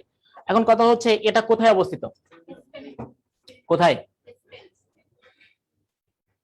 হ্যাঁ আপনারা বলেন, ইংল্যান্ডে অবস্থিত। খেয়াল করে দেখেন 99% স্টুডেন্ট অ্যান্সার করবে হচ্ছে ট্রাফালগার কোথায় অবস্থিত, লন্ডনে বা হচ্ছে ইংল্যান্ডে অবস্থিত। কিন্তু খেয়াল করে দেখেন ট্রাফালগার বা ট্রাফালগার অন্তরীপ হচ্ছে স্পেনে অবস্থিত। কেন ভুল করবে সেটা আমি বলে দিচ্ছি, ফাঁকটাও বলে দিব আমি। লেখেন স্পেনে অবস্থিত। লিখছেন? দেখেন স্পেনের একটা জায়গা হচ্ছে ট্রাফালগার অন্তরীপ, ভূ রাজনৈতিক ভাবে খুবই গুরুত্বপূর্ণ একটা জায়গা। খেয়াল করে দেখেন স্পেনের একটা খুবই গুরুত্বপূর্ণ জায়গা আমরা কি বললাম, ট্রাফালগার অন্তরীপ, খুবই গুরুত্বপূর্ণ জায়গা। আর এই সময় সাম্রাজ্যবাদী সবচাইতে শক্তিশালী রাষ্ট্র ছিল হচ্ছে যুক্তরাজ্য। এই জন্য যুক্তরাজ্য চাইতো যে কোনো মুহূর্তেই হোক এই অন্তরীপ কি করতে হবে, দখল করতে হবে। এই জন্য 1805 সালে যুক্তরাজ্য কোথায় আক্রমণ করে, ট্রাফালগার অন্তরীপে আক্রমণ করে। তাহলে ট্রাফালগার অন্তরীপ নিয়ে যুদ্ধ হচ্ছে কার সাথে, স্পেনের সাথে। কার? যুক্তরাজ্যের। এখন একটা বিষয় একটু খেয়াল করে দেখেন, প্রতিটা অঞ্চলের, এই যে পেছনে দুইজন, কি সমস্যা? আমি কিন্তু নেক্সটে একদম দাঁড় করাই ক্লাস করাবো, ঠিক আছে? এরপর দেখেন, খেয়াল করে দেখেন, প্রতিটা অঞ্চলের আঞ্চলিক রাজনীতি নির্ধারিত হয় ওই অঞ্চলের প্রধান দুইটা শত্রু রাষ্ট্রের মাঝে দ্বন্দ্বকে কেন্দ্র করে। আবারও বোঝার ট্রাই করেন। প্রতিটা অঞ্চলের আঞ্চলিক রাজনীতি নির্ধারিত হবে ওই অঞ্চলের প্রধান দুইটা শত্রু রাষ্ট্রের মাঝে দ্বন্দ্বকে কেন্দ্র করে। তাহলে আমাদের দক্ষিণ এশিয়ার রাজনীতি কিভাবে নির্ধারিত হবে? প্রধান দুইটা শত্রু রাষ্ট্র কে কে? চীন কি দক্ষিণ এশিয়ার রাষ্ট্র? তাহলে কে? ভারত পাকিস্তান। ভারত এবং পাকিস্তানের মাঝে দ্বন্দ্বকে কেন্দ্র করে এই অঞ্চলের রাজনীতি নির্ধারিত হয়। খেয়াল করে দেখেন আপনার মুক্তিযুদ্ধের সময় সার্কের মিটিং হবে কি হবে না সিদ্ধান্ত গ্রহণ করে এই দুইটা রাষ্ট্র। তার মানে দক্ষিণ এশিয়ার সকল বিষয় নির্ধারণ করছে কি এই দুইটা রাষ্ট্র শক্তিশালী। তাহলে এশিয়ার রাজনীতি কিভাবে নির্ধারিত হবে? চীন এবং ভারতের মাঝে দ্বন্দ্বকে কেন্দ্র করে। ঠিক তেমনি ভাবে ইউরোপের রাজনীতি নির্ধারিত হতো ব্রিটেন এবং ফ্রান্সের মাঝে দ্বন্দ্বকে কেন্দ্র করে। ব্রিটেন এবং ফ্রান্সের মাঝে দ্বন্দ্বকে কেন্দ্র করে। তাহলে এই যুক্তরাজ্য যখন স্পেনে আক্রমণ করছে তখন স্পেনের শত্রুকে যুক্তরাজ্য, আর যুক্তরাজ্যের শত্রুকে ফ্রান্স। তাহলে শত্রু শত্রু কি হবে? বন্ধু হবে। তাহলে ফ্রান্স আর স্পেন কি হবে? বন্ধু হবে, যেটাকে পিং পং ডিপ্লোম্যাসি বলা হয়। যে আপনার শত্রু শত্রু আপনার কি হবে? বন্ধু হবে। পিং পং ডিপ্লোম্যাসির মূল কথা আপনার শত্রু শত্রু আপনার কি হবে? বন্ধু হবে। তাহলে ফ্রান্স আর স্পেন কি হচ্ছে? বন্ধু হচ্ছে। কার বিরুদ্ধে যুদ্ধ করতেছে? যুক্তরাজ্যের বিরুদ্ধে যুদ্ধ করতেছে। এই যুদ্ধে জয়লাভ করে কে? যুক্তরাজ্য। এখন আসেন সেকেন্ড একটা বিষয় মনে রাখবেন। বিষয়টা হচ্ছে যুক্তরাজ্য স্বাধীনতা যুদ্ধ ব্যতীত অন্য কোন যুদ্ধেই সে পরাজিত হয়নি। তার মানে যুক্তরাজ্যের সাথে বাংলাদেশ বলেন বা যুক্তরাজ্যের সাথে যে কোনো দেশের বলেন যুদ্ধ হবে, সেই যুদ্ধে কে জয়লাভ করবে? যুক্তরাজ্য। কিন্তু স্বাধীনতা যুদ্ধ হলে ভিন্ন কথা। যেমন কি ভারতীয় উপমহাদেশ কি যুক্তরাজ্যের কাছে স্বাধীনতা করছে, স্বাধীনতা পেয়ে গেছে। তারপরে দেখেন মার্কিন যুক্তরাষ্ট্র ব্রিটেনের সাথে যুদ্ধ করে কি জয়লাভ করছে। কে জয়লাভ করছে? যুক্তরাষ্ট্র। এই স্বাধীনতা যুদ্ধ বাদ দিবেন, অন্য সকল যুদ্ধে কে জয়লাভ করছে? যুক্তরাজ্য। মনে থাকবে। এখন দেখেন এই যুদ্ধে যুক্তরাজ্য জয়লাভ করছে। এখন দেখেন এই যুদ্ধে এই যে 1805 সালে ট্রাফালগার যুদ্ধে সবচাইতে অসীম বীরত্ব প্রদর্শন করছে হচ্ছে যুক্তরাজ্যের নৌবাহিনী। যুক্তরাজ্যের কি? নৌবাহিনী। এই সময় যুক্তরাজ্যের নৌবাহিনীর প্রধান ছিলেন নেলসন। এই নেলসনের নেতৃত্বে ব্রিটিশ নৌবাহিনী অসীম বীরত্ব প্রদর্শন করে, যার কারণে খুব অল্প সময়ে ট্রাফালগার যুদ্ধে জয়লাভ করে কে? যুক্তরাজ্য। এই ব্রিটিশ নৌবাহিনীর স্মৃতি রক্ষার্থে, এবং নেলসন এই যুদ্ধে মারা যায়, এই নেলসনের স্মৃতি রক্ষার্থে এবং ব্রিটিশ নৌবাহিনীর এই স্মৃতি রক্ষার্থে মর্যাদা রক্ষার্থে লন্ডন শহরে একটা স্কয়ার বা চত্বর নির্মাণ করা হয়। যেহেতু কোন যুদ্ধের প্রেক্ষাপটে? ট্রাফালগার যুদ্ধের প্রেক্ষাপটে। এই জন্য এই চত্বরের নাম কি? ট্রাফালগার চত্বর। তাহলে ট্রাফালগার চত্বর কোথায় অবস্থিত?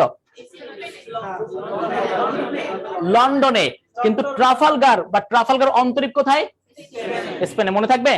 তাহলে লেখেন ট্রাফালগার চত্বর বা ট্রাফালগার স্কয়ার। ট্রাফালগার চত্বর বা ট্রাফালগার স্কয়ার হচ্ছে লন্ডনে অবস্থিত।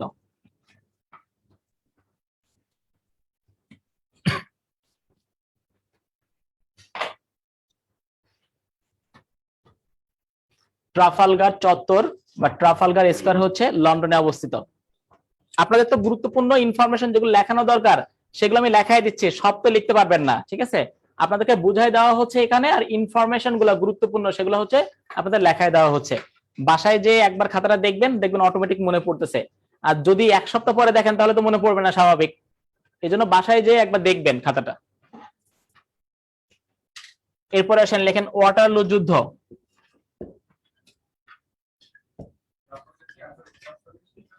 হ্যাঁ হ্যাঁ, ওয়াটারলু যুদ্ধ 1815।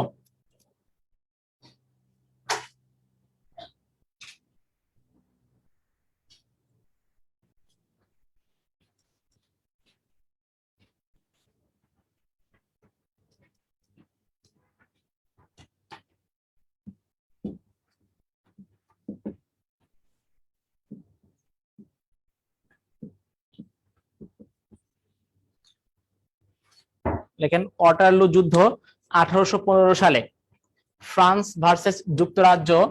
আর ওয়াটারলু স্থানটি কোথায় অবস্থিত? বর্তমানে বেলজিয়ামে। বর্তমানে বেলজিয়ামে অবস্থিত।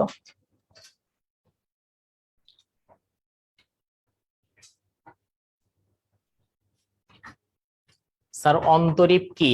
আচ্ছা, আপনারা কোশ্চেন গুলো, যদি কোনো কোশ্চেন থাকে একদম শেষ 10 মিনিট বা 15 মিনিট করবেন। তারপর যেহেতু বলছেন আমি বলে দিই যে মূল ভূখণ্ড থেকে যখন একটা সরু যোজক প্রণালী, সরু একটা প্রণালী, মাটির প্রণালী সমুদ্রের ভিতরে ঢুকে এটা বৃহৎ আকার ধারণ করে, তখন সেটাকে বলা হয় অন্তরীপ। ঠিক আছে? আর দ্বীপের মতো বলা যাবে না, অনেকটা দ্বীপের মতো, কিন্তু খেয়াল করে দেখেন এটা কিন্তু সম্পূর্ণ মাটির, ব্রিজ না। যখন এটা ব্রিজ দিয়ে সংযুক্ত হবে তখন এটাকে বলা হয় ভ্যানিস, বাট যখন এটা মাটি দিয়ে সংযুক্ত হবে তখন সেটাকে কি বলা হচ্ছে? অন্তরীপ। যেমন হচ্ছে উত্তম আশা অন্তরীপ, Cape of Good Hope, Good Hope, এটা হচ্ছে কোথায়? দক্ষিণ আফ্রিকাতে। ঠিক আছে? তারপর হচ্ছে গাদ্দাফি অন্তরীপ, এটা হচ্ছে আপনার সোমালিয়াতে। এখন দেখেন ওয়াটারলু বর্তমানে কোথায় অবস্থিত? বেলজিয়ামে অবস্থিত। এই ওয়াটারলু জায়গাকে কেন্দ্র করে 1815 সালে ফ্রান্স এবং যুক্তরাজ্যের মাঝে কি হচ্ছে? যুদ্ধ হচ্ছে। এই জন্য এই যুদ্ধের নাম কি? ওয়াটারলু যুদ্ধ।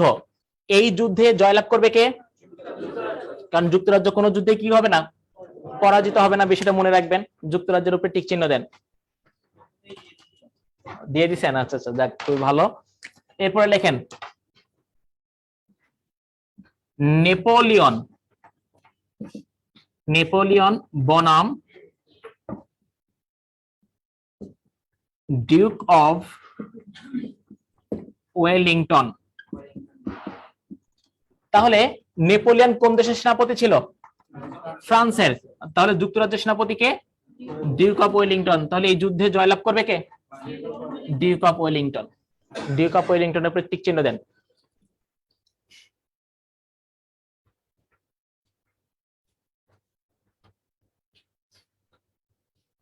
দিছেন? এখন দেখেন ডিউক অফ ওয়েলিংটন জয়লাভ করছে। তাহলে ব্রিটেন মানে যুক্তরাজ্য তার চরম প্রতিদ্বন্দ্বী রাষ্ট্র কাকে হারাচ্ছে? ফ্রান্সকে হারাচ্ছে। আর সকল ক্রেডিট কার দিকে যাচ্ছে?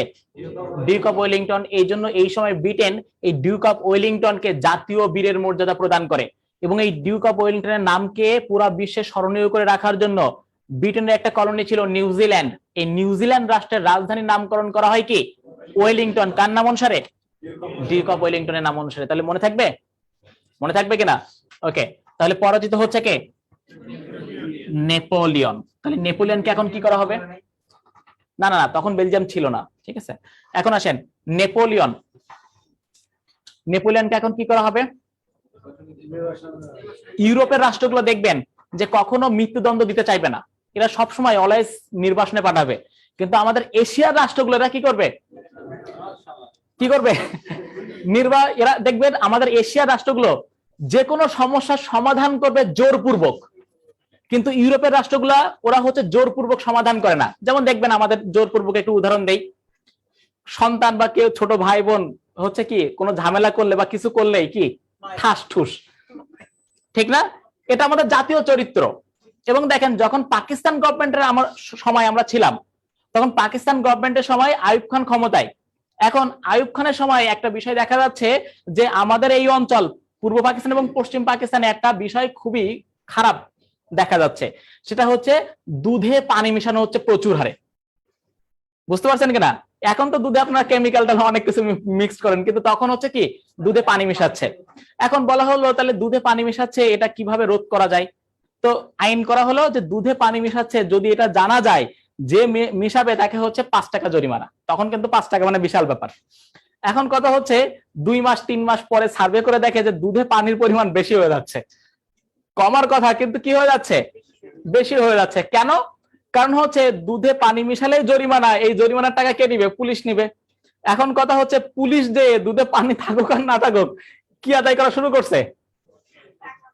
টাকা আদায় করা শুরু করছে। এখন কথা হচ্ছে ওই দুধের ব্যবসায়ী আগে যে টাকা লাভ করতো সেই টাকা যদি আমরা লাভ করতে যাই তাহলে এখন কি করতে হবে? আরো বেশি পানি মেশাতে হবে, কারণ পুলিশকে তো এখন এক্সট্রা টাকা দিতে হচ্ছে। কথা বোঝেন নাই? যে কোনো সমস্যা, এরা যে কোনো সমস্যার সমাধান করতে চায় জোরপূর্বক। খেয়াল করে দেখেন দুধে পানি মেশাচ্ছে, তার মানে আমার দুধ উৎপাদন হচ্ছে স্বল্প কিন্তু চাহিদা কি বেশি। তাহলে আমার দুধ উৎপাদন বৃদ্ধি করলে আমার দুধে পানি মেশানোর দরকার আছে? ইউরোপের রাষ্ট্রগুলো চিন্তা ভাবনা দেখেন, উন্নত রাষ্ট্রগুলো চিন্তা ভাবনা যে আমার সমস্যা মূল থেকে সমাধান করতে হবে। আপনার দুধের পরিমাণ হচ্ছে অল্প, চাহিদা বেশি, তাহলে আপনি কি করবেন? আমার কথা বোঝেন নাই? কথা বুঝতে পারছেন কিনা? এই জন্য অনেকগুলো বিষয় আছে এখানে, ঠিক আছে। এরপরে আসেন, তাহলে দেখেন নেপোলিয়নকে এখন কি করা হবে? নেপোলিয়নকে এখন নির্বাসনে পাঠানো হবে। এখন একটা বিষয় খেয়াল করে দেখেন, নেপোলিয়নকে প্রথম নির্বাসন প্রদান করা হয় কোন দ্বীপে? যারা ক্লাস করছেন তারা বাদ, নতুনরা বলেন। নেপোলিয়নকে প্রথম নির্বাসন প্রদান করা হয় কোন দ্বীপে? রোবেন দ্বীপ, সেন্ট এলবা দ্বীপ, সেন্ট হেলেনা দ্বীপ। আচ্ছা আচ্ছা, খেয়াল করে দেখেন, সেটা হচ্ছে এই নেপোলিয়ন, দেখেন এই নেপোলিয়ন 1805 সালের আগে কোনো যুদ্ধেই পরাজয় বরণ করেনি, কিন্তু 1805 সালে এই ট্রাফালগার যুদ্ধের মধ্য দিয়ে তার পরাজয় বরণ হতে থাকে এবং 1810 সালের দিকে সে আক্রমণ করে রাশিয়াতে। 1812 সাল পর্যন্ত এই যুদ্ধ চলমান ছিল। এই যুদ্ধে পরাজিত হয় নেপোলিয়ন। তখন রাশিয়া এই নেপোলিয়নকে একটা দ্বীপে নির্বাসন প্রদান করে, সেই দ্বীপের নাম ছিল সেন্ট এলবা দ্বীপ, যেটা ভূমধ্য সাগরে অবস্থিত ছিল। এরপরে সে সেন্ট এলবা থেকে আবার পুনরায় কোথায় চলে আসে? ফ্রান্সে চলে আসে। মনে করেন এটা হচ্ছে ইউরোপ, এটা হচ্ছে ভূমধ্য সাগর। এখন এই ফ্রান্স, এখানে মনে করেন ফ্রান্স, এই সেন্ট এলবা দ্বীপে তাকে হচ্ছে কি দিচ্ছে? নির্বাসনে দিচ্ছে, রাশিয়া নির্বাসনে পাঠাচ্ছে। 1814 সালে সে আবার কোথায় ফিরে আসে? ফ্রান্স, এবং ফ্রান্সকে শক্তিশালী করতে থাকে। এবং এরই প্রেক্ষিতে এই ওয়াটারলু যুদ্ধ সংগঠিত হয় ব্রিটেন এবং কার মাঝে? ফ্রান্সের মাঝে। এই যুদ্ধে যখন আবার নেপোলিয়ন পুনরায় পরাজিত হয়, তখন এই ব্রিটেন চিন্তা করে যে নেপোলিয়নকে পাশাপাশি কোনো দ্বীপে যদি নির্বাসন দেয়, বারবার কি করবে? ফিরে আসবে, ডিস্টার্ব করবে। এজন্য একে এমন জায়গায় নির্বাসনে দিতে হবে যেখান থেকে কি করতে না পারে? ফিরে আসতে না পারে। এজন্য দেখেন, ভূমধ্য সাগর পাড়ি দিয়ে, আফ্রিকা মহাদেশ পাড়ি দিয়ে একদম দক্ষিণ আফ্রিকা, এখানে দক্ষিণ আফ্রিকার কাছে একটা দ্বীপ আছে সেন্ট হেলেনা, এই সেন্ট হেলেনা দ্বীপে নির্বাসন প্রদান করা হয়। তাহলে দ্বিতীয় নির্বাসন কোথায় দেওয়া হচ্ছে? সেন্ট হেলেনা দ্বীপে। এই দ্বীপে নির্বাসিত অবস্থায় 1821 সালে তিনি মৃত্যুবরণ করেন। তাহলে এখন লেখেন প্রথম নির্বাসন। প্রথম নির্বাসন সেন্ট এলবা দ্বীপ।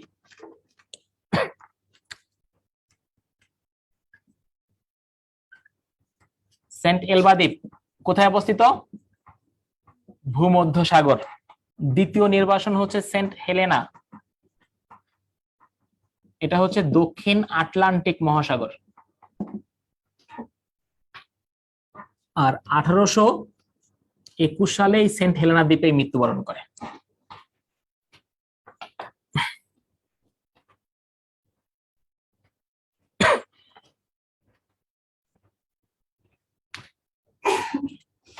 প্রথম নির্বাসন সেন্ট এলবা, ভূমধ্য সাগর। দ্বিতীয় নির্বাসন সেন্ট হেলেনা, দক্ষিণ আটলান্টিক মহাসাগর। আর 1821 সালে সেন্ট হেলেনা দ্বীপে কি করে? মৃত্যুবরণ করে।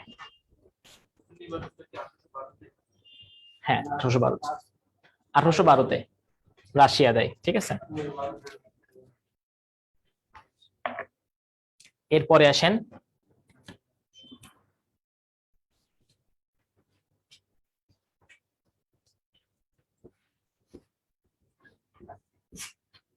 আফিম যুদ্ধ।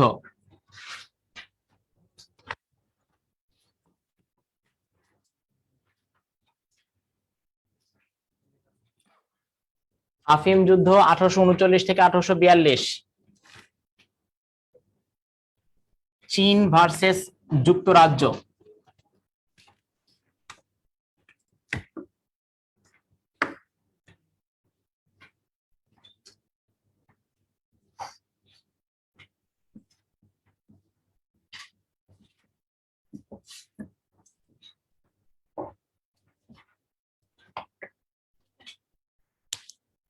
লেখেন আফিম যুদ্ধ 1839 থেকে 1842, চীন ভার্সেস যুক্তরাজ্য।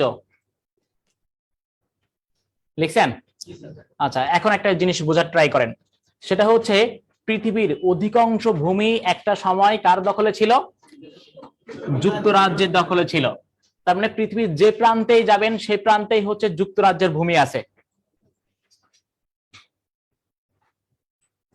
স্যার নামগুলো মার্ক করে দেন। আচ্ছা, নাম বলতে যে বললাম চীন ভার্সেস যুক্তরাজ্য, ঠিক আছে এটা।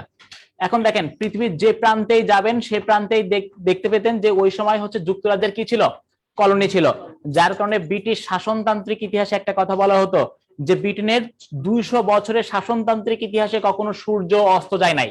কারণ আমরা জানি সূর্য কখনো কি যায় না, অস্ত যায় না। এক অঞ্চলে অস্ত গেলে অন্য অঞ্চলে কি থাকে, উদীয়মান থাকে। পৃথিবীর যে প্রান্তেই সূর্য উদীয়মান থাকবে সেখানেই ব্রিটেনের ভূখণ্ড থাকবে, যুক্তরাজ্যের ভূখণ্ড থাকবে। এই জন্য কি বলা হতো যে ব্রিটেনের শাসনতান্ত্রিক ইতিহাসে 200 বছরে কখনো কি যায় নাই, সূর্য অস্ত যায় নাই। আর এই ব্রিটেনের দীর্ঘদিনের একটা আকাঙ্ক্ষা ছিল চীন মানে হচ্ছে চৈনিক সাম্রাজ্যকে সে নিয়ন্ত্রণ করবে। বুঝতে পারছেন? তার এই আকাঙ্ক্ষার পেছনে প্রধান কারণ হচ্ছে চীনের একটা সমুদ্র বন্দর ছিল হংকং, যেটা তৎকালীন বিশ্ব বাণিজ্যের 17% নিয়ন্ত্রিত হতো হংকং সমুদ্র বন্দর দ্বারা। আর যেহেতু এই অঞ্চলে আধিপত্য বিস্তারকারী শক্তি প্রধান যুক্তরাজ্য, তাহলে সেক্ষেত্রে বাণিজ্যের ক্ষেত্রে কোনটা গুরুত্বপূর্ণ, হংকং সমুদ্র বন্দর। এই জন্য হংকং সমুদ্র বন্দর নিয়ন্ত্রণ বা চীনকে নিয়ন্ত্রণ করার জন্য সে অনেকবার বিভিন্ন ধরনের স্ট্র্যাটেজি বা কৌশল অবলম্বন করছে। এরই প্রেক্ষিতে যুক্তরাজ্যের বণিক শ্রেণী কোথায় যায়, চীনে। কারণ দেখেন যুক্তরাজ্য এরা হচ্ছে বা বিভিন্ন রাষ্ট্র আমাদের অঞ্চলে যে আধিপত্য বিস্তার করতে আসছে, এর পেছনে দেখবেন প্রধান কারণ প্রথমে আসবে কি হিসাবে, বাণিজ্য করার জন্য। এই বাণিজ্যের আড়ালে ধীরে ধীরে কি করবে, আধিপত্য বিস্তার করবে বা এই ভূমি দখল করবে। ঠিক তেমনি ভাবেই এই যুক্তরাজ্য কোথায় যায়, চীনে যায়। এখন চীনে যে ওদেরকে এই চীনে প্রবেশ করতে দিচ্ছে না, কারণ চীনের রাজাকে বলা হতো ঈশ্বরের পুত্র বা প্রতিনিধি। সে যা বলবে চীনের জনগণ মানতে বাধ্য। আর চীন ভূখণ্ডে যারা বসবাস করে এরাই হচ্ছে পৃথিবীতে একমাত্র মানুষ। আর এই ভূখণ্ডের বাহিরে যারা, তারা মানুষ থেকে নিচু জাতের প্রাণী। এই জন্য নিচু জাতের প্রাণী কখনো কি করতে পারবে না, চীন ভূখণ্ডে প্রবেশ করতে পারবে না। এই জন্য যুক্তরাজ্য এখানে কি করতে পারেনি, প্রবেশ করতে পারেনি। তখন যুক্তরাজ্য চিন্তা করছে যে কৌশলের মধ্য দিয়ে আমি অন্যান্য অঞ্চলে আধিপত্য বিস্তার করছি, চীনের ক্ষেত্রে সেটা কাজ করবে না, আমাকে কৌশল কি করতে হবে, চেঞ্জ করতে হবে। এই জন্য খেয়াল করে দেখেন তৎকালীন সময়ে ইরান, আফগানিস্তান আর তারপরে পাকিস্তান, এই তিনটা দেশের মধ্যবর্তী একটা জায়গা যেটাকে বলা হয় গোল্ডেন ক্রিসেন্ট। মানে ক্রিসেন্ট মানে হচ্ছে অর্ধচন্দ্র। এই অর্ধচন্দ্র আকৃতির একটা জায়গা যেখানে প্রচুর পরিমাণ আফিম উৎপাদিত হতো। আর এই জায়গাটা কাদের কলোনি ছিল, যুক্তরাজ্যের। যুক্তরাজ্য এখানে আফিম উৎপাদন করতো, সেই আফিম নিয়ে চীনের যুব সম্প্রদায়ের মাঝে ফ্রিতে বা নামমাত্র মূল্যে বিতরণ করা শুরু করে দিল। পৃথিবীতে এটাই সর্বপ্রথম আফিমকে তারা নেশা জাতীয় পণ্যদ্রব্য হিসেবে ব্যবহার করছে। এর আগে আফিম ব্যবহার হতো মেডিসিন হিসাবে।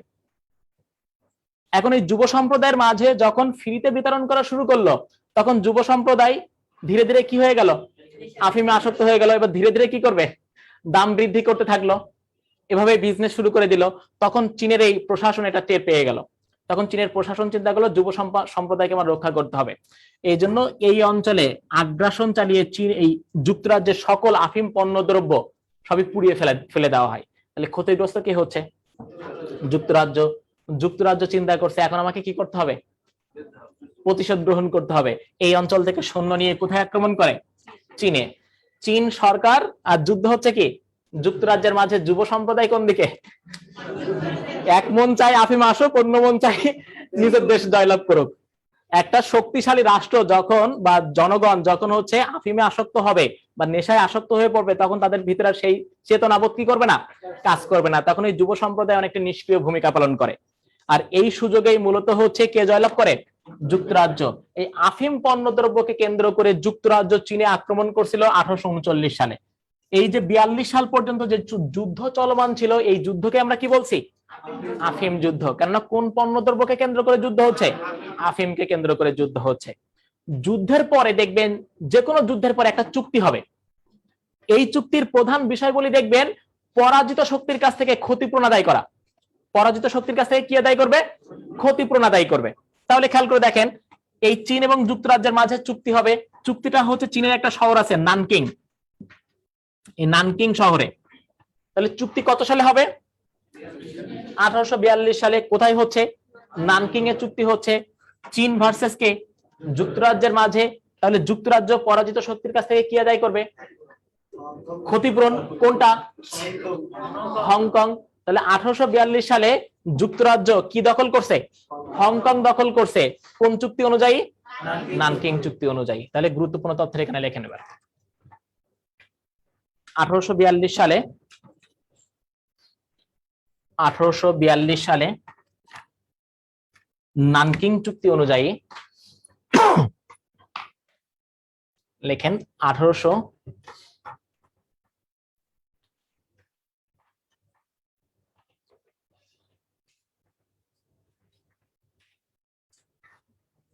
লেখেন 1842 সালে যুক্তরাজ্য নানকিং চুক্তি অনুযায়ী হংকং দখল করে। হংকং দখল করে, দেখছেন? দেখেন এরপরে আরো আফিম যুদ্ধ হয়, দ্বিতীয় আর একটা আফিম যুদ্ধ হয়, কিন্তু আপনাদের পিলির জন্য গুরুত্বপূর্ণ না, এই জন্য পড়াচ্ছে না, এটা রিটেনে পড়ানো হয়, বুঝতে পারছেন? স্কিপ করে যাচ্ছে। শুধু দ্বিতীয় না, এরপরে আরো কয়েকবার এই যুক্তরাজ্য আর চীনের মাঝে যুদ্ধ হয়েছে। কারণ কি খেয়াল করে দেখেন, এই হংকং চীনের কি একটা গুরুত্বপূর্ণ জায়গা না, অর্থনীতির একটা অন্যতম প্রধান খাত, তাহলে চীনকে এটা ছেড়ে দিতে চাইবে? তাহলে চীন যদি এই অঞ্চল দখল করতে চায় তাহলে কার সাথে যুদ্ধ হবে? যুক্তরাজ্যের সাথে। এই জন্য চীন আর যুক্তরাজ্যের মাঝে এই সময় অসংখ্য যুদ্ধ হয় ছোটখাটো। এখন এই সময় যুক্তরাজ্য চিন্তা করছে হংকং থেকে আমি যা পাচ্ছি তার সবকিছু আমার কি চলে যাচ্ছে, যুদ্ধ করতে করতে চলে যাচ্ছে, তার থেকে আমি একটা কাজ করি, কিছু টাকা দিয়ে ওর কাছ থেকে আমি এই হংকং অঞ্চলটা কি নিয়ে নিব, লিজ নিয়ে নিব। এজন্য 1898 সালে, লেখেন 1898 সালে যুক্তরাজ্য 1898 সালে যুক্তরাজ্য হংকং অঞ্চলটি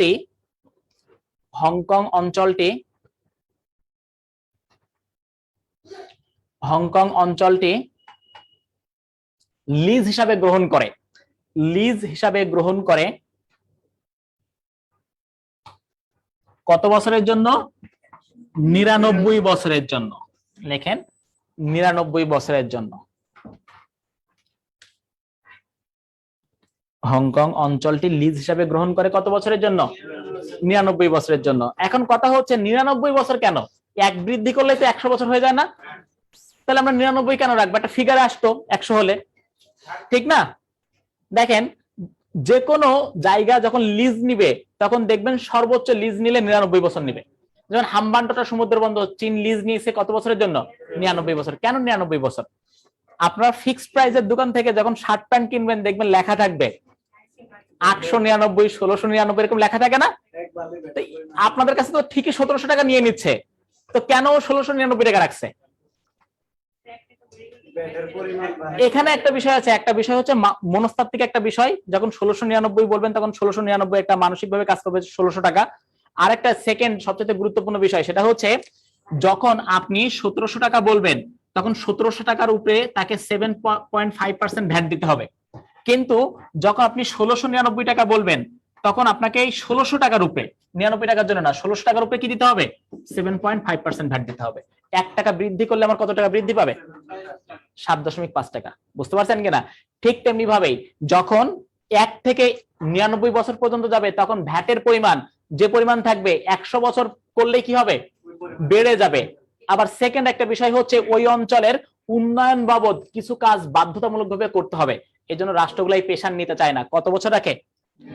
99 বছর রাখে। তাহলে কেন 99 বছর মনে থাকবে তো? আর কখনো ভুলবেন যে কত বছরের জন্য? ওকে, এখন দেখেন 1898 থেকে কত বছর? তাহলে খেয়াল করে দেখেন তো, 1898 সাথে যোগ করেন কত? 99। কত হচ্ছে?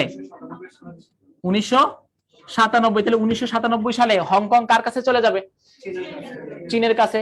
তাহলে লেখেন 1997 সালে হংকং চীনের অন্তর্ভুক্ত হয়।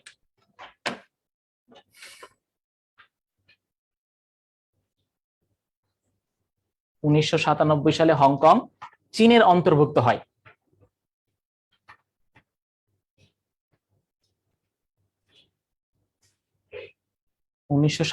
সালে হংকং চীনের অন্তর্ভুক্ত হয়।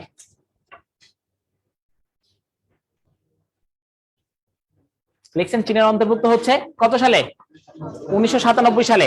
এরপরে দেখেন একটা বিষয় খেয়াল করেন, 97 সালে হংকং চীনের অন্তর্ভুক্ত হবে।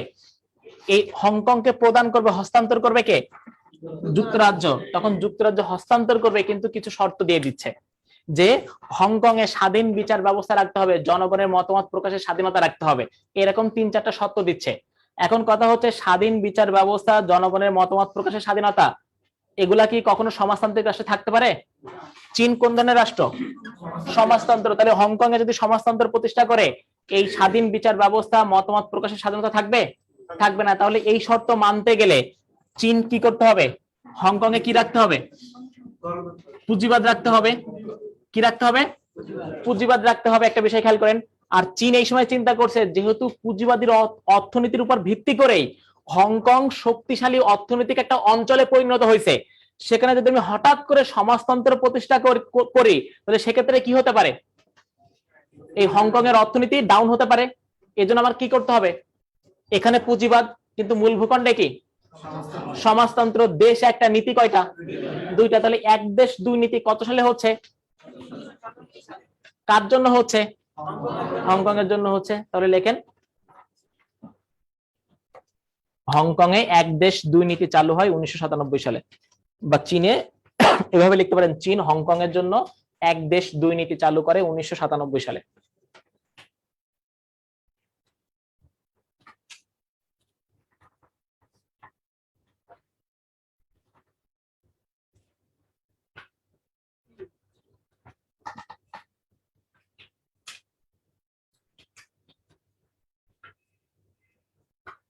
লিখছেন? আচ্ছা, এখন দেখেন বলছে, চীন বলছে ঠিক আছে আমি আপনার শর্ত মেনে নিলাম, আমি এখানে হচ্ছে পুঁজিবাদ রাখবো, কিন্তু আমি ধীরে ধীরে ধীরে ধীরে এখানে যে হয় সমাজতন্ত্র প্রতিষ্ঠা করতে পারি বা অন্য কোনো ব্যবস্থা প্রতিষ্ঠা করব, আমি সাময়িকভাবে এখানে পুঁজিবাদ রাখবো। এই সাময়িকভাবে সে বলছে মাত্র 50 বছর। কত বছর? 50 বছর। তার মানে আমার মূল ভূখণ্ডে সমাজতন্ত্র আছে, কিন্তু হংকং এর জন্য পুঁজিবাদ থাকবে কত বছর? 50 বছর। তাহলে 50 বছর পরে এখানে সমাজতন্ত্র কি হবে, কি হবে, বিলুপ্ত হবে। তার মানে তখন এক দেশ দুই নীতি থাকবে। তাহলে এক দেশ দুই নীতি বিলুপ্ত হবে কত সালে? 1997 যোগ কত, যোগ কত, 50, কত হচ্ছে? তাহলে 2047 সালে কি এক দেশ দুই নীতি থাকবে, কি হবে, বিলুপ্ত হবে। তাহলে লেখেন এক দেশ দুই নীতি বিলুপ্ত হবে 2047 সালে।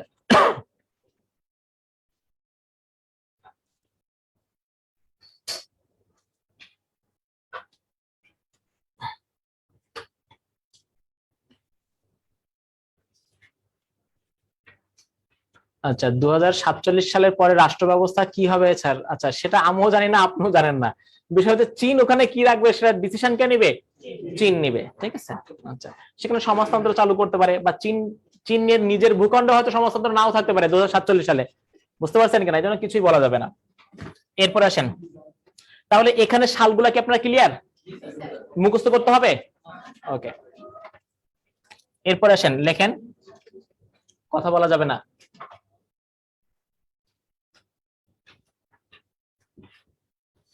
ক্রিমিয়া যুদ্ধ,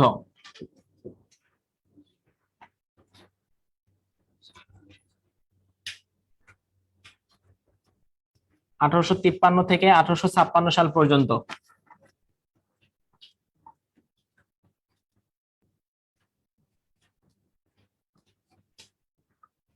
তুরস্ক ভার্সেস রাশিয়া,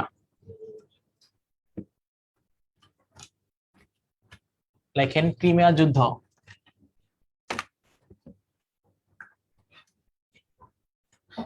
ক্রিমিয়া যুদ্ধ 1853 থেকে 1856 সাল পর্যন্ত, তুরস্ক ভার্সেস রাশিয়া। গুরুত্বপূর্ণ তথ্য এখানে লেখেন, ব্রিটেন এবং ফ্রান্স তুরস্ককে সহযোগিতা করে।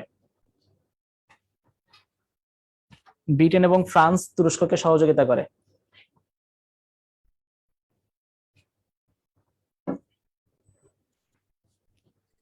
লিখছেন? ব্রিটেন এবং ফ্রান্স তুরস্ককে সহযোগিতা করে। এখন আপনাদের কোনো কোশ্চেন আছে কিনা বলেন?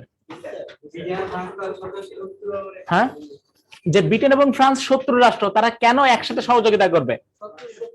একটা কথা আছে না, যে দুইটা রাষ্ট্রই হচ্ছে কি শত্রু রাষ্ট্র, তারা কেন একসাথে তুরস্ককে সহযোগিতা করবে? একটু মিলায়ে দেখেন। দেখেন, আমাদের দেশে দুইটা দল আছে, একটা হচ্ছে বিএনপি, একটা হচ্ছে আওয়ামী লীগ। বিএনপি যদি বলে এখন দিন, আওয়ামী লীগ কি বলবে রাত। আবার আওয়ামী লীগ যদি বলে সাদা, বিএনপি কি বলবে কালো। কিন্তু খেয়াল করে দেখেন তো, চরম দ্বন্দ্ব দুইটা দলের ভিতরে। কিন্তু যখন 111 এর মধ্য দিয়ে ফখরুদ্দিন এবং মইনুল আহমেদ ক্ষমতা দখলের চেষ্টা করছিল, তখন কি হয়েছিল? দুইটা একসাথে কি করছে? আন্দোলন করছে না। কারণ কি? এখন স্বার্থে কি পড়ছে? টান পড়ছে। ঠিক তেমনি ভাবেই যে এই সময় যে ইউরোপে রাজত্ব করছে ব্রিটেন এবং ফ্রান্স, কিন্তু এই সময় রাশিয়া ইউরোপের সবচেয়ে শক্তিশালী রাষ্ট্র হিসাবে এই সময় আবির্ভূত হতে থাকে। তখন তারা চিন্তা করে যে এই রাশিয়াকে কি করতে হবে, থামাতে হবে, তা না হলে আমাদের জন্য কি হবে, সমস্যা হবে, আগে 2 ভাগ হতো, এখন কয় ভাগ হবে? 3 ভাগ হবে। এই জন্য যখনই তুরস্কের সাথে যুদ্ধ শুরু হয়েছে তখন ব্রিটেন ফ্রান্স একত্রিত হয়ে কাকে সহযোগিতা করছে? তুরস্ককে সহযোগিতা করছে। বুঝতে পারছেন কিনা? এটাই হচ্ছে রাজনীতি। রাজনীতিতে পার্মানেন্ট শত্রু বলতে কেউ নাই, পার্মানেন্ট মিত্র বলতে কেউ নাই। আমার স্বার্থই হচ্ছে আমার কাছে কি, আমার স্বার্থই হচ্ছে আমার কাছে শাশ্বত এবং চিরস্থায়ী, আমি সেটাই ফলো করব। এটাই হচ্ছে রাষ্ট্রগুলোর মূল কথা। এখানে হচ্ছে পার্মানেন্ট কি নাই, শত্রু বা মিত্র নাই। এখন দেখেন একটা বিষয় খেয়াল করেন, সেটা হচ্ছে 1953 সালে এই রাশিয়া তুরস্কের ক্রিমিয়া ভূখণ্ডে আক্রমণ করে, যার প্রেক্ষিতে কি হচ্ছে, ক্রিমিয়া যুদ্ধ হচ্ছে। এই 1854 সালে ব্রিটেন এবং ফ্রান্স কাকে সহযোগিতা করে? তুরস্ককে সহযোগিতা করে। 1 বছর পরে এই যে 1853 সালে যুদ্ধ হচ্ছে তুরস্ক ভার্সেস রাশিয়া, এই যুদ্ধে তুরস্কের প্রচুর পরিমাণ সৈন্য হতাহত এবং নিহত হয়। এর প্রেক্ষিতে যুক্তরাজ্য এবং ফ্রান্স এই যখনই হচ্ছে তুরস্ককে সহযোগিতা করতে থাকে, তখনই খেয়াল করে দেখেন যুক্তরাজ্যের একজন বিখ্যাত সেবিকা ছিল যার নাম ছিল ফ্লোরেন্স নাইটিঙ্গেল। এই ফ্লোরেন্স নাইটিঙ্গেল সে হচ্ছে তুরস্কে চলে আসে এবং ব্রিটেনের এই যুদ্ধক্ষেত্রগুলোতে যারা হতাহত হচ্ছিল তাদেরকে সেবা প্রদান করা শুরু করে। এবং সেই শরণার্থী ক্যাম্পগুলা বা এই ক্যাম্পগুলাতে দেখা যাচ্ছে যে দিনের বেলা সে হচ্ছে আপনার কি বলে এই সেবা দিচ্ছে, আর রাত্রের বেলা ল্যাম্প হাতে নিয়ে সে হচ্ছে বিভিন্ন শরণার্থী শিবির বা ক্যাম্পগুলা কি করছে, পরিদর্শন করছে। যেন তৎকালীন গভর্নমেন্ট তাকে একটা উপাধি প্রদান করে, the lady with the lamp. মনে থাকবে? তাহলে ফ্লোরেন্স নাইটিঙ্গেল কোন যুদ্ধের সাথে জড়িত? ক্রিমিয়া যুদ্ধের সাথে জড়িত। তাহলে লেখেন ফ্লোরেন্স নাইটিঙ্গেল ক্রিমিয়া যুদ্ধের সাথে জড়িত, তার উপাধি হচ্ছে the lady with the lamp.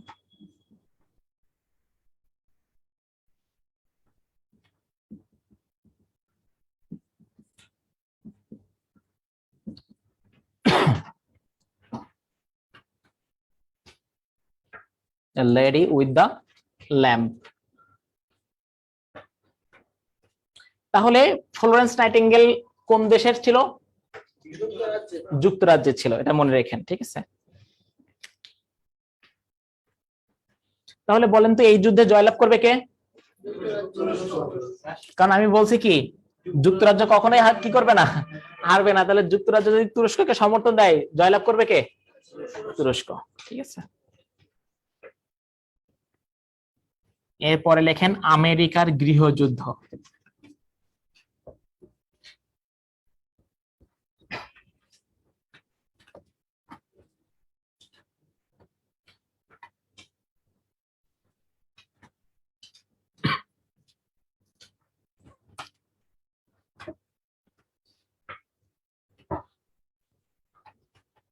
এরপরে লেখেন আমেরিকার গৃহযুদ্ধ। লিখছেন?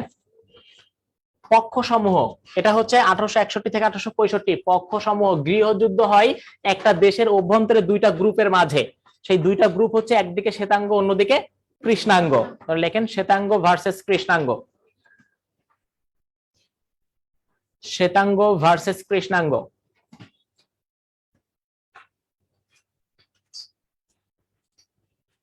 শ্বেতাঙ্গ ভার্সেস কৃষ্ণাঙ্গ। আপনারা কি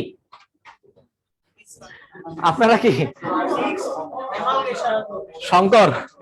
আচ্ছা, দেখেন উৎপত্তিগত দিক থেকে শঙ্কর একটা টার্ম আছে, কিন্তু বর্ণের ভিত্তিতে জাতিকে যে কয় ভাগে ভাগ করা হয় সেখানে শঙ্কর বলতে কিছু নাই। একজন শ্বেতাঙ্গ শঙ্কর হতে পারে, একজন কৃষ্ণাঙ্গ শঙ্কর হতে পারে। যেমন মনে করেন ব্রিটেন এবং ফ্রান্সে শ্বেতাঙ্গ আছে না? এখন ব্রিটিশ একটা মহিলা ফ্রান্সে একটা নারীকে বিয়ে করছে, এখন 2টা জাতি না? আর এদের মধ্যে দিয়ে যে সন্তান আসবে সে কি হবে? তার মানে একজন শ্বেতাঙ্গ কি হতে পারে? শঙ্কর হতে পারে। তার মানে শঙ্কর বলা যাবে না। এখন দেখেন বর্ণের ভিত্তিতে জাতিকে 3 ভাগে ভাগ করা হয়, শ্বেতাঙ্গ, কৃষ্ণাঙ্গ আর হচ্ছে কালার্ড, রঙিন। সেক্ষেত্রে আমরা কি? কালার্ড পিপল, রঙিন জনগণ। ঠিক আছে। আবার কিছু কিছু সমাজতাত্ত্বিক বলছে বর্ণের ভিত্তিতে জাতিকে 4 ভাগে ভাগ করা হয়, শ্বেতাঙ্গ, কৃষ্ণাঙ্গ, কালার্ড আর হচ্ছে উপমহাদেশীয়, ভারতীয় উপমহাদেশীয় বা ভারতীয়। সেক্ষেত্রে আমরা কি? ভারতীয়। মনে থাকবে? তাহলে লেখেন কৃষ্ণাঙ্গ ভার্সেস শ্বেতাঙ্গ।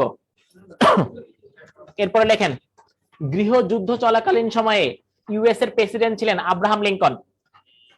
গৃহযুদ্ধ চলাকালীন সময়ে ইউএস এর প্রেসিডেন্ট ছিলেন Abraham Lincoln.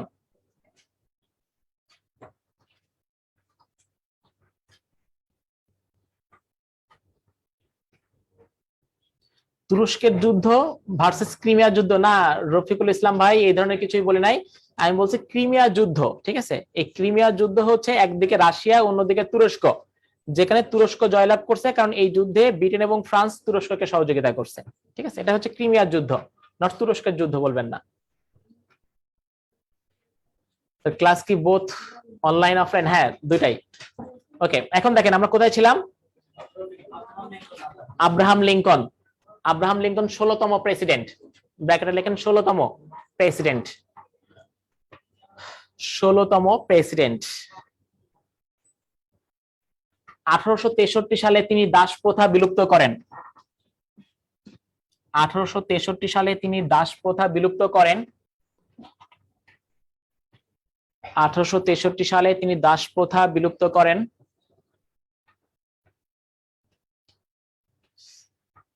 MD Mahfuzur Rahman, হ্যাঁ ধন্যবাদ। ওকে, দেখেন 1863 সালে তিনি দাস প্রথা কি করেন?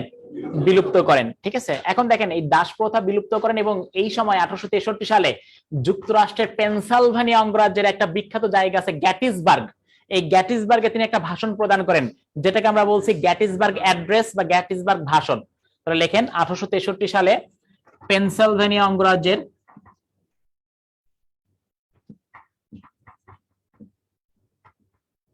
পেনসিলভানিয়া অঙ্গরাজ্যের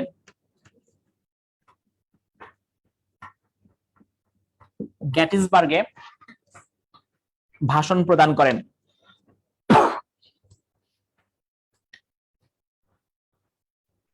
পেনসিলভানিয়া অঙ্গরাজ্যের গ্যাটিসবার্গে ভাষণ প্রদান করেন।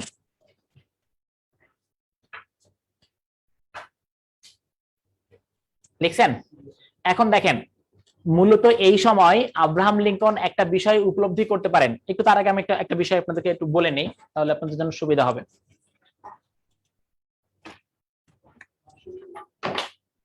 গ্যাটিসবার্গ অ্যাড্রেস বা গ্যাটিসবার্গ ভাষণ। দেখেন আমরা জানি এখানে হচ্ছে ইউএসএ, এখানে হচ্ছে আটলান্টিক মহাসাগর, এখানে হচ্ছে ইউরোপ, আর এখানে ভূমধ্য সাগর, আর এখানে কি আফ্রিকা। দেখেন এই ইউএস এর জনগণ, এদের এই যে মূল যারা অধিবাসী, ইউএস এর অধিবাসী, এদেরকে বলা হয় রেড ইন্ডিয়ান, যেটা আমি যখন আপনাদের ইউএসএ পড়াবো তখন বলে দিব, ঠিক আছে? মূলত কলম্বাস নামটা দিছে যে রেড ইন্ডিয়ান, রেড পিপল এখানে। এখন এই ইউরোপ থেকে বিভিন্ন দেশ আমেরিকা মহাদেশে, আমেরিকাতে আধিপত্য বিস্তারের জন্য বা কলোনি স্থাপনের জন্য বা ব্যবসা বাণিজ্যের জন্য আসছে। যারা ইউরোপ থেকে আসছে এরা হচ্ছে হোয়াইট পিপল, আর এখানে কি ছিল? রেড পিপল, ঠিক না? আর আসছে কি? White people.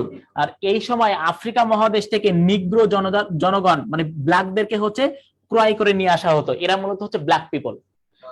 যেহেতু এদেরকে দাস হিসাবে ক্রয় করে নিয়ে আসা হচ্ছে, এই জন্য এদের কোনো সামাজিক অধিকার বা কি ছিল না, মর্যাদা ছিল না। এই আফ্রিকান নিগ্রো জনগণ তারা অধিকার আদায়ের জন্য দীর্ঘদিন ধরে আন্দোলন করতে থাকে। এই আন্দোলনটায় 1861 সালে কিসের রূপ নেয়? গৃহযুদ্ধের রূপ নেয়। সেই গৃহযুদ্ধ চলমান ছিল 65 সাল পর্যন্ত। আর গৃহযুদ্ধকালীন সময়ে ইউএস এর প্রেসিডেন্ট ছিলেন আব্রাহাম লিঙ্কন। এই আব্রাহাম লিঙ্কন তিনি সর্বপ্রথম উপলব্ধি করতে পারেন যে জনগণের একটা অংশকে যদি আমি শোষিত, বঞ্চিত, নির্যাতিত রাখি, তাহলে কখনোই ওই রাষ্ট্রের ওভারঅল ডেভেলপমেন্ট পসিবল না।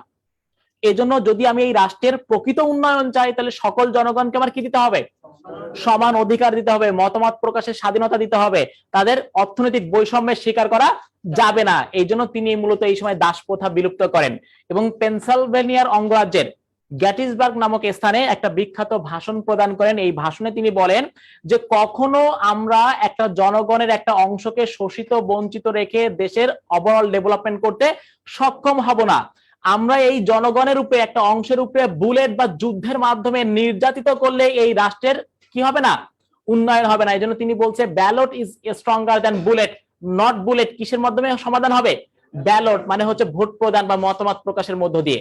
এই জন্য তার একটা বিখ্যাত উক্তি, ballot is stronger than bullet. এবং তিনি একই সাথে বলছে যে আমাদের জনগণরা আমেরিকা নামক এমন একটা গ্রহে বসবাস করবে। লেখার দরকার নাই, আমি লেখায় দিব, আগে মনোযোগ দেন। আমাদের সন্তানরা আমেরিকা নামক এমন একটা গ্রহে বসবাস করবে যে গ্রহে জনগণের অধিকার প্রতিফলিত হবে, জনগণের মতামত প্রকাশের স্বাধীনতা থাকবে, এবং এখানে এমন একটা শাসন ব্যবস্থা প্রতিষ্ঠা হবে যেটা হবে জনগণের শাসন ব্যবস্থা, জনগণের দ্বারা তৈরি হবে এবং জনগণের জন্যই কাজ করবে। এই জন্য তিনি বলছে democracy is a government of the people, by the people, for the people. তাহলে তার দুইটা বিখ্যাত উক্তি লেখেন, তার বিখ্যাত উক্তি দুইটি।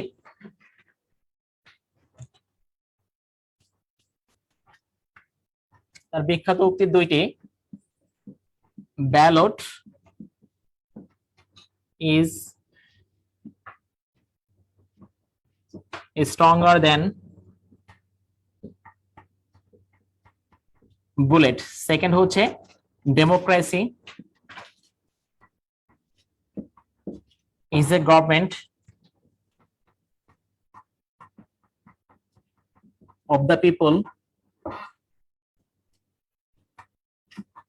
by the people, for the people।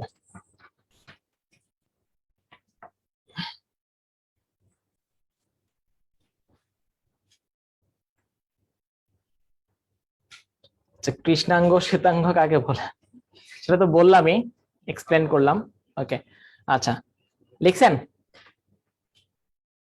Democracy is a government of the people, by the people, for the people. এরপর লেখেন 1865 সালে, 1865 সালে তিনি আততায়ীর হাতে নিহত হন। আততায়ী মানে হচ্ছে অতর্কিত আক্রমণের মাধ্যমে যখন কাউকে হামলা করা হয়, হত্যা করা হয়, গুপ্ত হত্যা আর কি যেটা, ঠিক আছে। লেখেন 1865 সালে তিনি আততায়ীর হাতে নিহত হন। 1865 সালে তিনি আততায়ীর হাতে নিহত হন। দেখেন আব্রাহাম লিঙ্কন যে পদক্ষেপগুলো গ্রহণ করছে কাদের জন্য উপযোগী ছিল? শ্বেতাঙ্গদের জন্য, কৃষ্ণাঙ্গদের জন্য। এই কৃষ্ণাঙ্গদের অধিকার প্রদান করার কারণে শ্বেতাঙ্গদের মাঝে একটা উগ্রবাদী গ্রুপ অসন্তোষ প্রকাশ করে। এই মূলত উগ্রবাদী গ্রুপের কারণেই তাকে হচ্ছে কি আততায়ীর হাতে নিহত হতে হচ্ছে। বুঝতে পারছেন?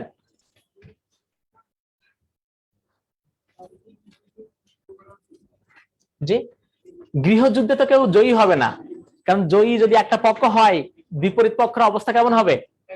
ভয়াবহ হবে না? যেমন দেখেন আমাদের একটা সময় গৃহযুদ্ধ চলমান ছিল না পাহাড়ি উপজাতিদের সাথে, সে যুদ্ধের ফলাফল কি? কেউ জয়লাভ করছে না, শান্তি চুক্তি হয়। গৃহযুদ্ধেতে কি হয়? শান্তি চুক্তি হয়। আচ্ছা, এরপর লেখেন রুশ জাপান যুদ্ধ।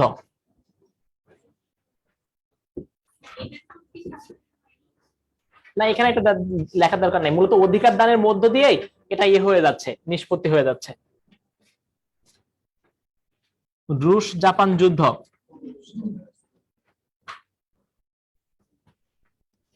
1904-5। রুশ জাপান যুদ্ধের পক্ষ কে হবে বলেন তো? রাশিয়া ভার্সেস জাপান, কারণ বলেই দিচ্ছে রুশ জাপান যুদ্ধ, ঠিক না? কত সালে মারা যায়? 1865 সালে মারা যায়, ঠিক আছে। স্যার সমাজতন্ত্র না গণতন্ত্র কোনটি একটি রাষ্ট্রের জন্য ভালো? আসলে সমাজতন্ত্র বা গণতন্ত্র এগুলো বিষয়টা হচ্ছে কোনটা রাষ্ট্রের জন্য ভালো এগুলো বলা যাবে না। বিষয়টা কথা বুঝতে পারছেন কেন? এগুলো বলা যাবে না, কারণ অনেক সমাজতান্ত্রিক রাষ্ট্র আছে যে রাষ্ট্রগুলো তাদের অধিকার আদায়ের জন্য হচ্ছে কি করছে, অনেক বেশি অধিকার প্রদান করছে জনগণকে, এবং একই সাথে ওই রাষ্ট্রগুলো খুবই উন্নত হচ্ছে। আবার অনেক গণতান্ত্রিক রাষ্ট্র আছে যেখানে সফলতার মুখ দেখা যাচ্ছে না। কথা বুঝতে পারছেন কিনা? এই জন্য গণতন্ত্র এটা দিয়ে, জি হ্যাঁ, মানে বিষয়টা হচ্ছে খেয়াল করে দেখেন, একটা কথা আছে যে বিড়াল সাদা কি কালো, এটা গুরুত্বপূর্ণ ফ্যাক্ট না, ফ্যাক্ট হচ্ছে বিড়াল ইঁদুর মারতে পারে কিনা। গণতন্ত্র, সমাজতন্ত্র, স্বৈরতন্ত্র না রাজতন্ত্র এগুলো ফ্যাক্ট না, ফ্যাক্ট হচ্ছে আমার রাষ্ট্রের জনগণের উন্নয়ন হচ্ছে কিনা, আমার রাষ্ট্র উন্নয়ন হচ্ছে কিনা। বুঝতে পারছেন?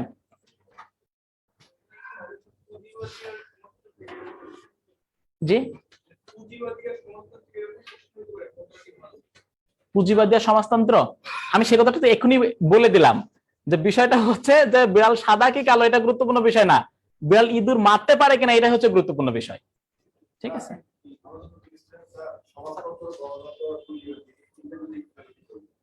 আচ্ছা বলবো, পরে বলবো, ঠিক আছে।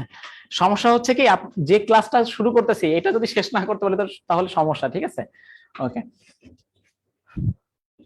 আচ্ছা এরপর আসেন, রুশ জাপান যুদ্ধ 1904 থেকে 1905। আমরা বললাম রাশিয়া ভার্সেস কি জাপান। এই যুদ্ধটা হচ্ছে কুরিল ও শাখালিন দ্বীপপুঞ্জকে কেন্দ্র করে। লেখেন যুদ্ধ হয় কুরিল ও শাখালিন দ্বীপপুঞ্জকে কেন্দ্র করে।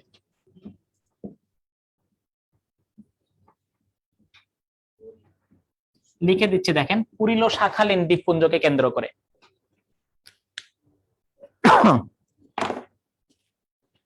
কুরিল ও শাখালিন দ্বীপপুঞ্জকে কেন্দ্র করে।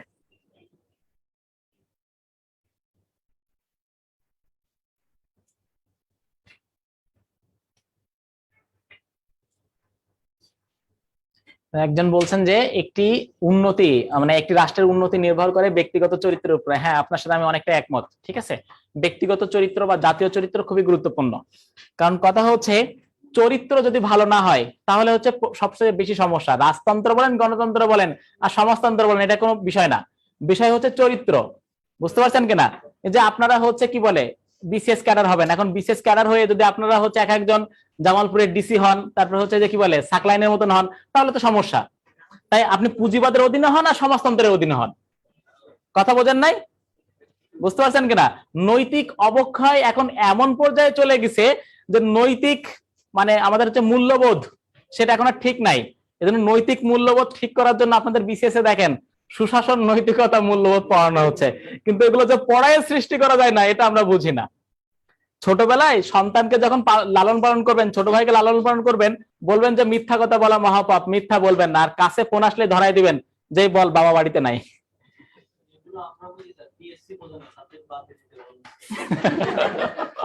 এখন পিএসসি দেখতেছে তো মোটেই জানে না বা পারে না, অন্তত কি বলে একটু ধারণা নিক। কথা বুঝতে পারছেন কিনা? একটু ধারণা নিতে বলছে আপনাদেরকে। ওকে, তাহলে কুরিল ও শাখালিন দ্বীপকে কেন্দ্র করে কি হচ্ছে? যুদ্ধ হচ্ছে কার কার মাঝে? রাশিয়ার জাপানের মাঝে। এখন একটা বিষয় খেয়াল করে দেখেন, এই যুদ্ধে জয়লাভ করছে হচ্ছে কে? জাপান। তাহলে এই যুদ্ধে যদি জাপান জয়লাভ করে, কুরিল ও শাখালিন দ্বীপপুঞ্জ দখল করবে কে? কে দখল করবে? জাপান দখল করবে। তাহলে জাপান যদি